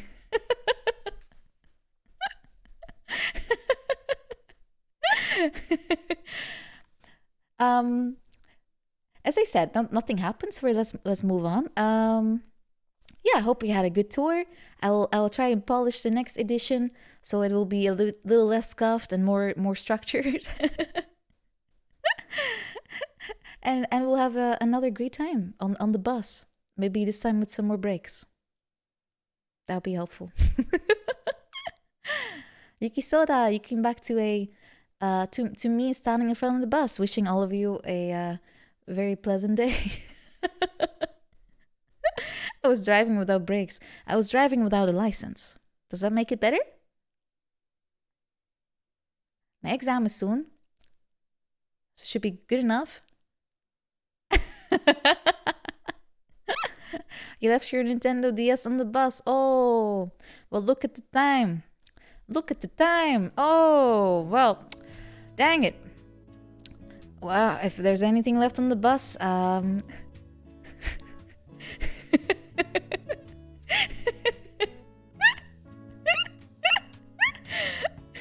DS? What DS? What DS? What are you talking about? DualShock controller? Did you leave a DualShock? I didn't see no DualShocks. No, not here. DS nuts. I always fall for these stupid DS nuts jokes, I swear. Also, Carve. Hello, Carve. Welcome. Thank you for the raid. Hello, welcome raiders. The Witness. Ooh. Did you have a good stream, Carve? I hope so. Oh, Zoro. Dang it. Where's my Chatorino? I can't read. Zoro Ravono Asantorio. There we go. Thank you for the follow. Thank you. Thank you, Tipsy. Hello, welcome. Kenlesu, welcome. Smookly, Tenor and String, hello. Welcome, all of you. Welcome. Brain broken. Please send help. Carve, that's just the state of my existence at this point. Airsomaniac, hello. Welcome. Good glasses. I might have to. I might have to. I'm very stubborn, I guess. I mean, I do have a very nice pair of red glasses on my mind that I want to get. But I can't really use them yet. Maybe soon. Who knows? You got isekai into the Netherlands. Well, that's probably the best place to end up, right? It's very nice and safe, and we have hills, we have caves, we have cool cities. We do not have DS on the bus, unfortunately. We have lots of things, lots of exciting things. Nepgear, thank you for the cheer. DS and Vita. Wait, the Vita was never part of this. Are you trying to get more consoles out of this deal? I don't know. I mean, we like to call it mountains. Okay, we have multiple mountains. We also have the St. Petersberg, which I forgot to even talk about. It also has cool caves in there. It's a nice place to hike. Very popular also in Limburg. Can I be your champ to be Pog? Alright, you can be my little Pog champ. If you insist. And all the cheese. I forgot to mention some fly as well. I did actually forget to mention that. I did forget to mention that. Maybe I can always electric boogaloo that into the next time. Moriko, hello. Maybe for next time I can also find some nice spots you can actually get fly at, and where you can get some good cheese. Maybe that will be some kind of recommendations. Would that be nice? I have some places. Yeah, I can totally share those. What I want to do is I want to build like a whole map, like a Google map, and I will just throw it on Discord. So if you ever feel like you need some references, I'll put in like a description, maybe some important information, where to find what. So if you ever go to Netherlands, you have like a little guide. Or at least you can use it for inspiration. It has Nintendogs. Oh, I'm sorry, Nepgear. I'm sorry. Let's see. Let me just quickly look out the window into the bus and see if I can see a DS in there. So far I don't really see anything, but I mean, it's hard to tell really. I'm looking through two sets of windows, and that's generally not really the best way to even identify something, especially as tiny as a DS. And which seat were you sitting on, Nepgear? Were you sitting next to the window? Were you sitting next to the window? Oh wait, hold on. Is this yours? Hold on, let me move it out of your face. It's really close. Is this yours, Nepgear? Is this yours? Did you have a black DS? I just is it someone? Yeah. All right. Well, let me just give it to you. Okay, here you go. There you go. DS has been found. Yay! Wait, that was your DS, Nero? Really? No way. How many DSs did you guys leave on the bus? What kind of magical bus is this with all the DSs coming out of nowhere? What kind of... You guys need to watch your possessions. You're gonna lose your things. I mean, I don't want to be like all like strict and stuff with you, but I mean, if you're gonna be so careless with your consoles, you're gonna lose them and they're gonna be gone forever. That's not really what you want, right? I can look into the bus again. Maybe I can find a... Maybe there is one. Who knows? Alright, hold on. Let me see. Miss Nina, I left my Xbox in the bus. Man, there's so many consoles in here. What the heck? You guys are so freaking sloppy. You guys are so sloppy. Well then. Oh, I did see something here. Okay, hold on. I do see something. Hold on. Oh, I found it. Yeah, this is in... Is this yours? Did you leave a pink DS that is not transparent because I couldn't find anything better? Is this yours? Is it... Guys, how many DSs did you even bring on this trip? Were you so bored with my tour that you were actually playing on the DS the whole time? Was it that boring? You had to go out and play on your consoles? Really? Were you even paying attention to anything I said today?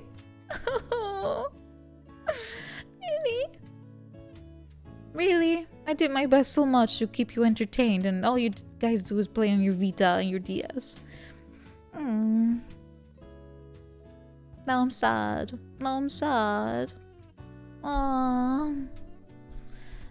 I guess I will not be making another tour then, since no one liked it.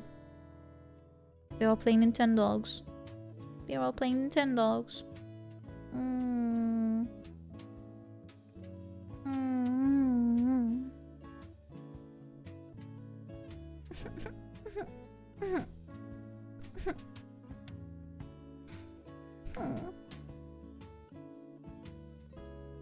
Did you actually like it, chat? Did you actually like it? Yeah, you did? You actually liked it? Yay!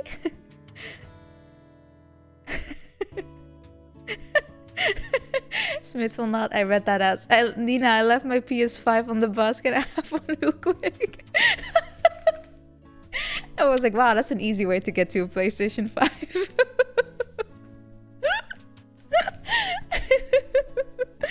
Dang, the magical bus is spawning consoles all over the place.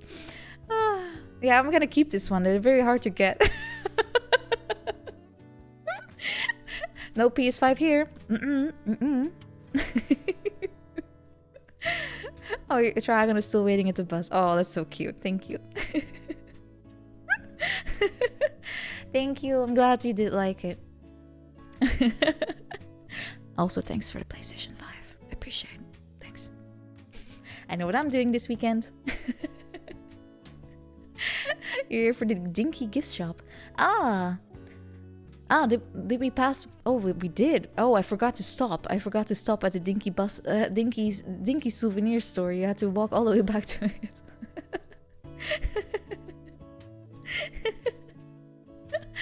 Oh my god. This is like I've never gotten so many consoles so quickly. My god. Oh well. Okay. Let's see. Is there anything we can still do in this while we're still here? Just checking. So we had our tour. Maybe there's still something I can show. I'm just going through my map again real quick. I don't really think I have anything left. I don't. I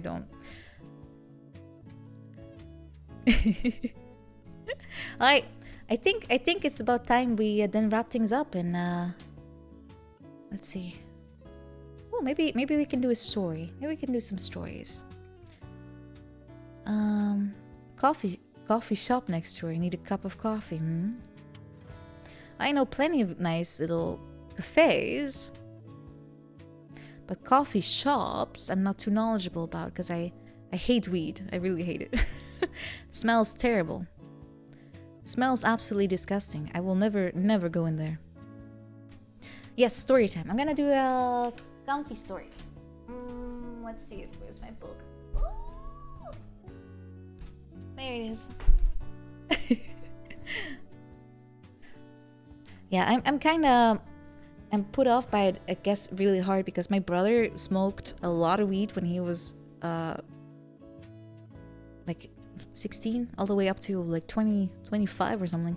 He smoked a ton of weed and the house always smelled so hard. Ooh. Blech. And I hate the smell of it. I hate it. Absolutely hate it. So my brother he made it so I never even wanted to try it. I never even wanted to try it. He was a bit of a stoner, yeah.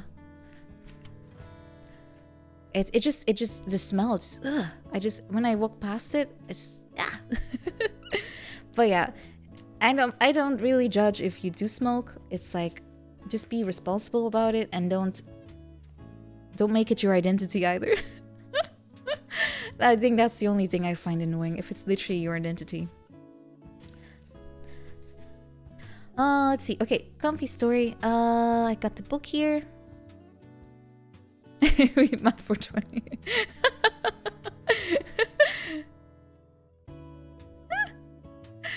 I don't know, that was funny.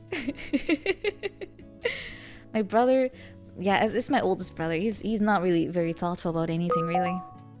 He really isn't. He still isn't. Erebus Capri, thank you so much for the follow. Thank you. I have a comfy story here. It's called A Concert in the Park, which already sounds very lovely. Some parks do have that, by the way. In Netherlands they do that too. They put like a little they put a piano in the middle of a park. They build like a little house around it, or what they even call it, like a podium, and they invite people to just go and play. They just let you do that. and people love to just go up there and they start playing piano or whatever. Oh wait, we got a raid. Easy Cuisine, hello, welcome. Thank you so much for raiding. Welcome raiders. Hello. Oh, can I get a shout out? Food and drink. Oh, that's a category? I didn't even know that. Hope you had a good time. Hope you're hungry. I am definitely I could go for a bite. What are you recommending? Hello. Is it a bandstand? It could be. I'm not sure what's the technical word for that. But Easy, I hope you had a good time. And welcome everyone. I'm about to read a story. Izzy made dino chicken nuggets. Wait, was it like a cooking stream? That's so cool. It's so cool. Oh, Jamie Farron. Yes, I'm a Dutch VTuber. It's true. It's true. You could probably hear it. My accent is slipping up really hard today. Oh, she cooks live on stream. Oh, that's so cool. I love watching cooking things. It's inspiring, and I often actually learn a ton of techniques, which is really nice. I like to put it to practice. Chicken nuggies. Ooh, I do like nuggies. I do like them, especially with some nice homemade sauce. Oh, that's so good. That's so good. I love like sweet and spicy, kind of like, how do you call it? Sour, sour, sweet and sour. What is it called? Ashbury, thank you for the follow. Jamie as well, thank you. Alright. Story is called Concert in the Park. It's a comfy story about nothing, but that's the point. That's the point. It was a sunny day in the middle of the week, in the middle of the summer. I'd gotten home from work and I puttered around in the yard for a while, then cut a vase's worth of tiger lilies and sent them on the table by the front door, pulling out one extra bloom and setting it into a bud vase to sit on my bedside table. I'd had a sweetheart years ago who always did this for me. A vase of flowers on the table and one blossom by the bed. And I found it to be so romantic and cheerful, that I'd kept the habit for myself ever since. Romance and cheer are important, don't you think? Even when you're all by yourself. Poured myself a glass of iced tea and watched cars going past from the window. I got lost in my imagination for a moment, staring out at the traffic. One car going straight, another turning, and I stood there wondering where they were going on this lovely summer afternoon. I had that flash of understanding that sometimes happens when we step outside of our own perspectives. That every person is the main character of their own story, and we move in and out of the frame of other stories as supporting characters or background players. But we never really know any story but our own. I set my glass down and my gaze fell on the calendar, stuck with a magnet to the side of the fridge. Weeks ago, I'd written in today's block of space, concert in the park, 6 p.m. I looked at my watch and I saw that it was 1:45. I'd have just enough time to walk into town and find a spot on the bench by the stage. I pulled my bag over my shoulder, tied my sneakers on, and started in a brisk pace towards the park. It felt good to walk fast and feel the summer air skimming over my skin. I looked into front yards as I passed, noticing different flowers and ground cover, leafy green perennials. There was an old house on the corner, just by the park. It had a giant stone planter on either side of the front walkway, and I stopped a moment to appreciate the elephant ears growing on long, slim stems, which were now several feet tall. Their leaves were arrow-shaped and soft, with bright veins and seemingly impossibly big.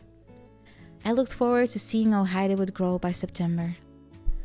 I circled past the pond and around to a sunken space shaped like a clamshell, with built-in benches and a stage covered with a canopy of thin wooden slats, laced over by a climbing vine. The band was already playing, a 4-piece jazz band with drums, a stand-up bass, piano and horn. The benches around me were filling up with a combination of families and couples and people like me who came on purpose to listen, and others who had by happy accident heard the music on their way out of work and walked over to enjoy. I leaned my back against the cool stone of the bench behind me, and I closed my eyes and I listened.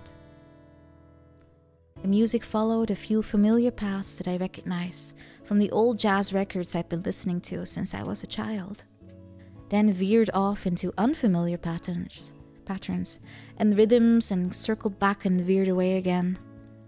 I look up at the stage and I watch the piano player, the horn player. They were watching each other, sometimes nodding in agreement, as if to say, "Yeah, good idea. More of that. Every now and then, one of them would crack a sudden smile and laugh, and I realized that someone in the band had somehow just told a magical joke. They were speaking a language that was foreign to me, and I couldn't translate it or say what the joke was. But what I could hear was beautiful nonetheless. I watched a little boy a few rows in front of me. He was watching the bass player as she thumped up and down the neck of the instrument with confident, strong fingers. As the horn blew and the melody turned into spirals in the air, she spun her... Is it bass or bass? I keep forgetting. In Dutch it's simpler, it's just bas. Bass. It is bass, okay. We just call it bas. That's why I always say bass as well. Anyway, as the horn blew and the melody turned in spirals in the air, she spun her bass on its end pin and caught it again in time to pluck out the next bit of rhythm. The little boy clapped his hands and swung his legs in time with the music. I thought of a moment when I'd felt something similar, a different kind of concert a year before. It was in an old, roomy theater with creaking wooden seats and an expansive ceiling, full of symmetrical painted murals, framed in moldings that were already 100 years old. A friend had pulled a few strings for me, knowing that this particular concert was a moment I had dreamt of. She'd gotten me a seat dead center in the very front row, and when the man had walked on stage and sat down with his cello, I could have nearly reached out and touched him. I'd expected to be enthralled by his playing, to be enraptured by the acoustics produced in the old theater. What I hadn't counted on were the tears that slipped down my cheeks, the feeling of my breath being taken from my body, the way I almost couldn't keep track of the notes as they thrummed through my chest. I'd gulped and pressed my hand over my heart and sat so still as to not break the spell while he played. I'd never had an experience quite like that before. This man hadn't just been speaking a language I didn't know. He seemed himself to have come from a different planet and was showing us what language was like on the other side of the cosmos. Not everyone could make music like that. In fact, only a few in every generation can. But that didn't diminish the joy of this simple concert in the park, or the power of a string of notes to cut through thought and make us present. There was a clarinet player somewhere in the neighborhood whom I heard sometimes when I was out on a walk. The music coming from an open window in an upstairs room. The playing was sometimes squeaky and halting, but it was also patient and persistent, and I was always glad to hear it. It made me think back to my old days in school band. I joked sometimes that I had played eight-chair flute even though there were only 5 of us. The truth was that because it hadn't come quickly to me, I'd given up. In my immature brain, I figured that if I couldn't be the best, I would just simply quit. The folly of youth. I was glad that the years had passed and given me their wisdom, that now I could see that I didn't have to be the best, that there was a whole lot of joy and meaning and learning to be had in the act of simply playing. I hoped the boy swinging his legs and clapping along to music would be a bit wiser than I had been myself. When his turn for school band came around, I hoped that his journey would be a much nicer one. Everyone has their own story to tell, after all. Sweet dreams.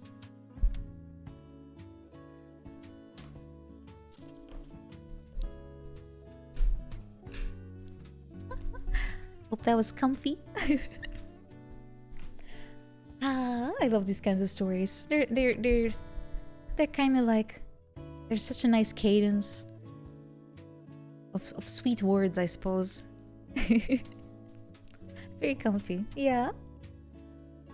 Alright, let's see who we can rate for today. Let me open Twitch. First I have to mute this, otherwise everyone will hear me twice. Twitch always starts playing immediately. It's so confusing for me.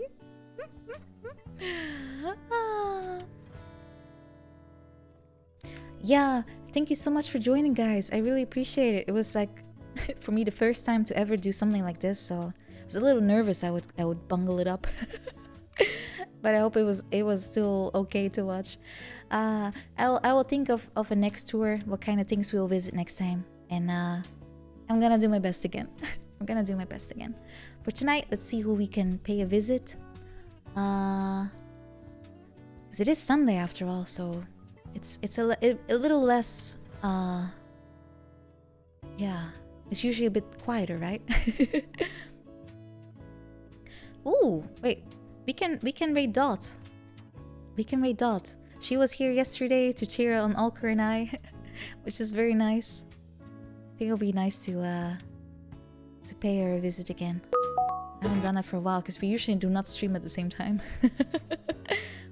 Yeah, let's go raid Dot. She's playing. Oh, it's an all-day Sonic marathon. Gotta go fast. Gotta go fast. Oh, Jan! Thank you for subscribing. 10 months. Oh, 10 months. It goes so fast. It goes so fast, doesn't it? We're almost at the 1 year anniversary. Oh, I have so much. I want to do so many fun things for the 1 year. It's I still have a lot of preparation to do, but I hope I'll be able to get everything arranged in time so we can have a fun celebration together. 1 year almost. Wow. So nice. And Jan, you've been here since day one, I think. That's so cool. I'm kind of, I don't know, giddy about that. Yeah, we're gonna have a fun stream for the anniversary. I'm gonna think about what we can exactly do, but I have already some things in mind, and I'll just have to plan it out properly. Oh, I also have to start drawing more cakes because I don't have anything yet for 1 year.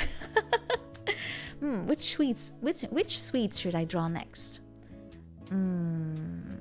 Is there something better than Swiss roll? It's impossible. I'll think of something. Another nice little sweet I can give away. Sparkling Brita, thank you for the follow. Oh, and I missed more. Eba Zeb, thank you for the follow. Kyuki, thank you as well. Thank you. Swiss roll is king. It is my favorite sweet. I just never expected to, I guess, be here for more than 6 months, so I didn't draw more than that amount of sweets. Which is yeah, I need to get on that. I wanna make more. Oh wait, Alex and Remarchesini. Wait, Alexandre Marchesini. Is that the way to say it?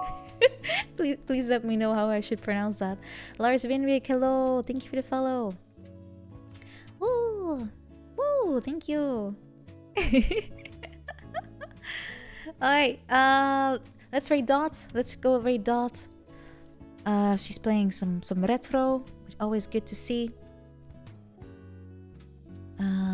Dot is like a legendary retro gamer, really. She knows so many tricks.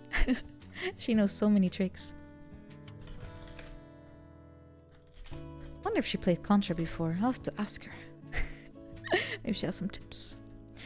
Everyone, for now, have a great night. Have a great rest of day if it's still early. I'm gonna be raiding Dot in a moment. I'll put the command in. Maybe this time I won't keep talking until until it just automatically starts. I did that before by accident. Anyway, yeah. Enjoy your rest of day and have a great night. I'll see you next week, probably on Wednesday, I think. Wednesday, yeah. Not sure yet what we'll be doing. I have to schedule some Q&A. I'm gonna schedule some ASMR, some Alien, some Dark Souls. That's about all I can do, I think. I'll try. Ooh, and maybe something else.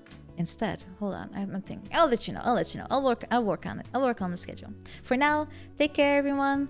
Thank you so much for visiting and being on my tour. I hope you had fun. I hope you learned something. I hope you also wanna come visit now. It'll be very fun. Rest well, everyone. Good night. Good night. Bye bye.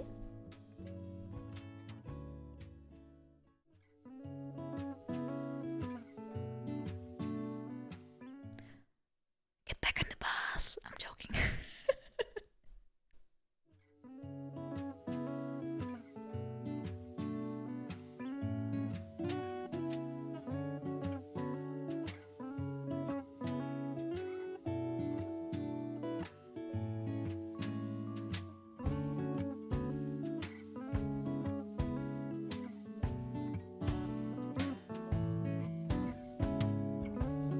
Raid.